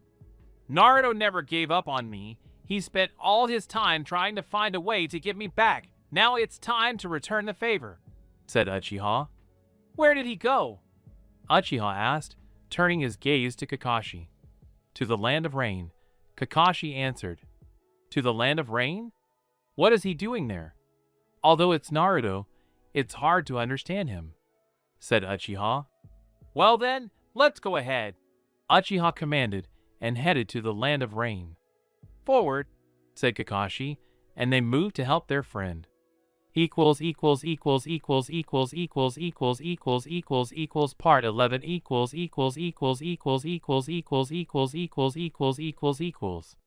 What beautiful weather. Not a cloud in sight, a warm wind blowing in your face. Summer is wonderful, life is in full swing. But our heroes have no time to admire nature. Soon they will reach the capital of the land of rain. They were delayed at the border due to an attack by Missing Nin, so the journey took 2 days. As they approached the capital, thunderclouds began to form in the sky, a drizzle began, then a downpour. Soon, the capital's towers began to appear, and after a while, they reached the river. Suigetsu, proceed, the Uchiha ordered. Dub merely chuckled, performing hand seals and transforming into a large water ball. Sasuke, Yugo, and Karin climbed inside, followed by the others. A minute later, they were already moving toward the village, underwater. Passing the patrol, they reached the village pier. Well, half the job is done. All that remains is to find the target, said Uchiha. Are you sure? Karin asked incredulously. Yes, Uchiha replied. Even though he hid his chakra, nothing can hide from the Sharingan, Uchiha boasted. He's right, Naruto is here, Kiba said. I can smell him, but it's weak. The dog handler sniffed. Hinata, Niji, scan the area with the Bakugan, Kakashi commanded. The Hyugas merely nodded and hurried to carry out the order. I can't see him, Niji said. No, he hid his presence well, Hinata said. It's strange. And the Sharingan doesn't see it, Sasuke said. Well, we'll do it the old-fashioned way. Hinata and Kiba go to the northern part of the city, Niji and Tenten go to the east, me, Shikamaru, and Lee go west. Well, what about you, Sasuke? Asked Kakashi. We're heading south, Uchiha answered. Well then, everyone go ahead. The shinobi nodded and headed off to find Naruto. The rain kept falling, hindering the search, and the village was, mind you, pretty big. This made the search even more difficult, but there was no sign of Naruto. Damn, where did he go? Uchiha was tormented by the question. Karin, do you feel anything? Uchiha asked. No, he hid well. ____ meaning time ____. The tallest tower in the city, Pain's hideout, now dead, only Konan left. She stood in the rain, looking up at the sky, her soul crushed, Nagato dead, no one left. Tears mingled with the rain. She didn't know what to do next. Standing in the rain for too long. You might catch a cold, said the stranger, breaking her reverie. She turned to the source of the voice and saw a smiling blonde man. Naruto, is that you? The girl asked, still not having come to her senses. No, Mother Teresa. Well, who else could come to visit you? The blonde laughed at her. Have funny. So why did you come to see me? The girl asked, getting straight to the point. I need to know something, namely, how did Nagato create the 6 paths of pain? The blonde asked. Why do you need it? Yes, and besides, you need the eyes of God for that, the girl replied. Will that be okay? A pair of Rinnegan looked at her, and Conan's eyes widened. WW where from? My friend revealed this gift in me. Since Nagato created the paths, help me, Conan. The blonde pleaded pitifully. Why do you need this, and where did your hand go? She was still trying to get answers out of him. All questions. Later, the blonde answered. Okay, I'll help, but first we need bodies. said the first ingredient. 6 body bags appeared from a cloud of smoke. Who are they? Well, 1 Kage and several shinobi, and 1 Akatsuki, the blonde answered. I won't ask where you got them from, Conan said. Good girl, the blonde smiled. Underscore underscore underscore meaning time underscore underscore underscore. The teens met at a designated point. Did anyone find him? Sasuke asked. No, no traces. It's as if he disappeared into thin air, everyone answered. Damn, Sasuke was angry. Are you looking for someone? A voice rang out. Everyone turned around and saw Madara and Zetsu. Madara, Kakashi said angrily. Hello, Kakashi. I'm glad to see you too. Madara laughed. Where did you put Naruto? Answer quickly, Kakashi cried. So you're looking for him too. He knows how to hide, but what is he planning? Asked Madara. What? What are you talking about? Asked Kakashi. What does he mean? Sounded in Itachi's head. I can't find it either, Madara replied. Why are you looking for me? Laughter rang out. Everyone turned around and saw 8 people. 6 were in cloaks, 2 were Naruto and Conan.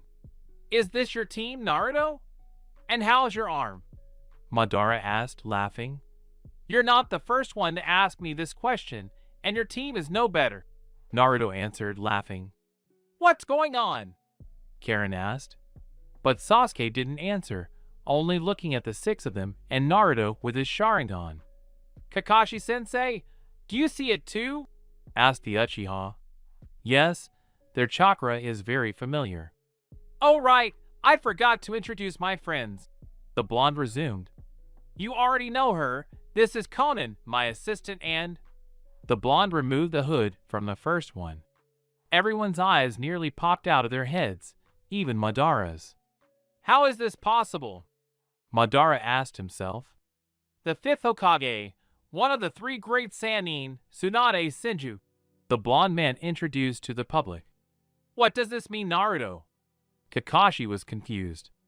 I'll explain everything now. I'll just introduce everyone. So, next up is the blonde Ino Yamanaka, as well as Aburame Shino and Meiji, as well as Kankuro no Sabaku, and our main guest. This is Sasuke for you. Meet Uchiha Itachi. Sasuke was almost speechless at these words, because it really was Itachi. How do you understand this, Naruto? Kakashi asked. 6 paths of pain, Madara answered for him. You have the Rinnegan. That's right, they are my ways. Of course, I don't have any body piercings, but they are much better than Nagata's ways, but that's much better. The blonde laughed, but in a moment, he made a serious face. Naruto, I'll kill you! Sasuke screamed. Not today. My task is to find out who is hiding under the mask. To be continued. Equals part 12 equals. Well, let's not delay. Having said this, the blonde and the 6 disappeared. Where the hell did he go? Kiba was angry. Kakashi, watch your own. There will be casualties, Madara said, but just as he was about to take a step, he received a blow and flew out of the zone, punching a hole through the wall. Madara's out, so that leaves Zetsu, Kakashi thought. Another minute and Zetsu was knocked out, his arm torn off as well. The blonde appeared from above, now with both arms. Well, when everything is in place, it's easier to fight, but my target is Madara. Having said this, he disappeared again. Sasuke, do you see him? Kakashi asked, but he only nodded. A moment later, Sasuke's team was eliminated in one blow. 2 paths appeared, Kankuro and Ino. Sasuke tried to attack, but to no avail. Soon the others appeared. All 6 have Rinnegan, but they don't resemble Pain's bodies.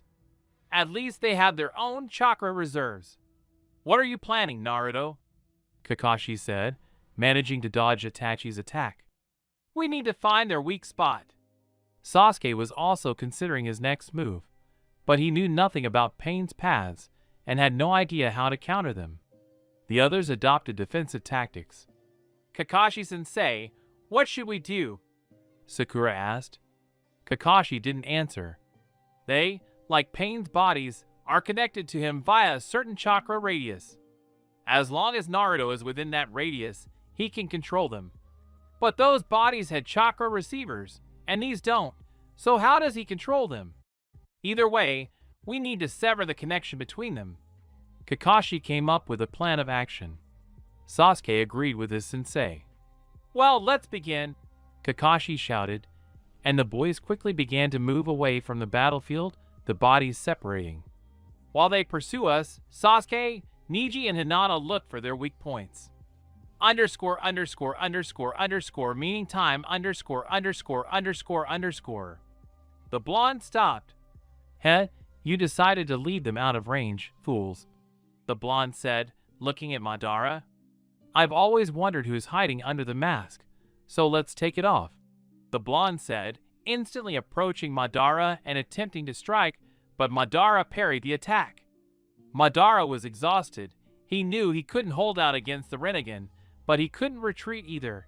It was blocking his Sharingan ability. "What are you planning, Naruto?" asked Madara. "Nothing special. I just want to resurrect someone," the blonde replied, attacking him again, this time successfully, sending Madara flying several meters away. "I won't tell you my plan, you already know it," the blonde laughed. "Do you want to kill me?" Madara asked, standing up. Part of his mask had broken off, revealing the left side of his face where his eye had been. The blonde smiled. "I wonder where the eye went, or rather, to whom?" "You're amazing. Why would I need you?"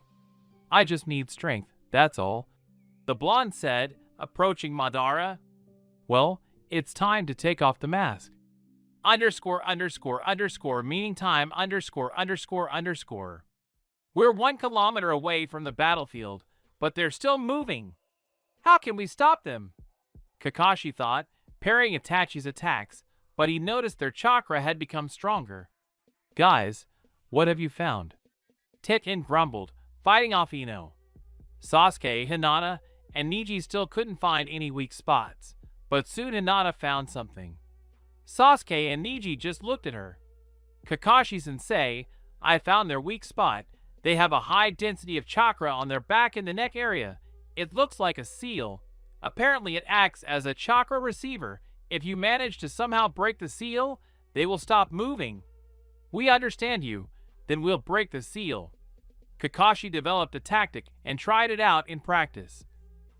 He was able to make a cut on Itachi's neck with a kunai, which caused the seal to dissipate and Itachi to fall. One of the 6 is ready, 5 remain. But Kakashi stopped. He sees that the control has fallen, but the chakra is still circulating in the body. It can't be. Kakashi checked the pulse and found a heartbeat. Itachi is alive, but unconscious. "Guys, be careful. I found out why Naruto didn't use the chakra receivers." Everyone was waiting to know the answer. "They are alive." "What?" Everyone shouted. "Itachi is alive but unconscious." "Damn Itachi." Sasuke immediately rushed to Kakashi. "Okay, we get it. Let's begin." Sakura slammed the ground, creating a rift between their bodies. Shikamaru used his shadow capture ability and caught them, while the others released their seals. Sakura quickly ran to Tsunade. Hugging her, she began to cry. "Well, we've done it. It's time to take on Naruto," said Kakashi. "Heh, I see you figured out how to remove the control, well done." The blonde stood and looked at the battlefield, Madara's body lying next to him. "You were able to defeat Madara," Neji said, stunned. "Heh, that wasn't a problem, and besides, it wasn't Madara." He threw the barely alive body down as proof. Oh, Obito," said Kakashi, catching his friend. "How is this possible?" "Well, you should ask him about that." "Well, using living bodies as paths is not profitable." "Bastard," Sakura screamed. Whoa, don't get so worked up. You should be thanking me. I brought Tsunade back to you, and you, by the way, helped you by betraying me. Conan, He made an offended face. And you, Sasuke, are a brother, so why fight? Let's live in peace. The blonde suddenly laughed. Well, we need to look for new bodies. I'm thinking maybe I should take Hyuga. He has the Byakugan after all. Just dare. Do you hear me, scumbag? Niji shouted. Are you afraid that I'm using your father, or are you afraid for Hinata? The blonde laughed. What are you talking about? Hinata-san will never have anything to do with you. Hugo got angry.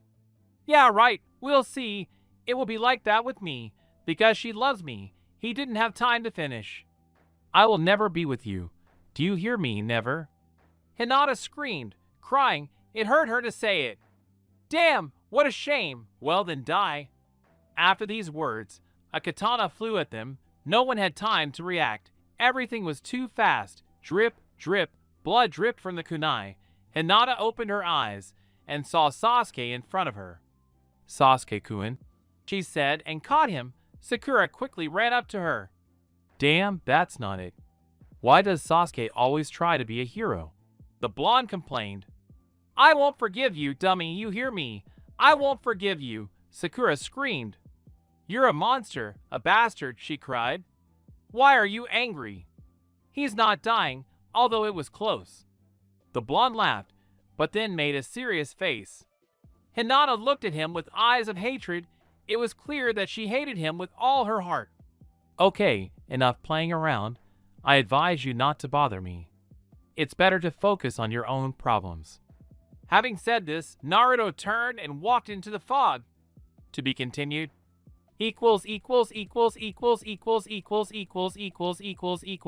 13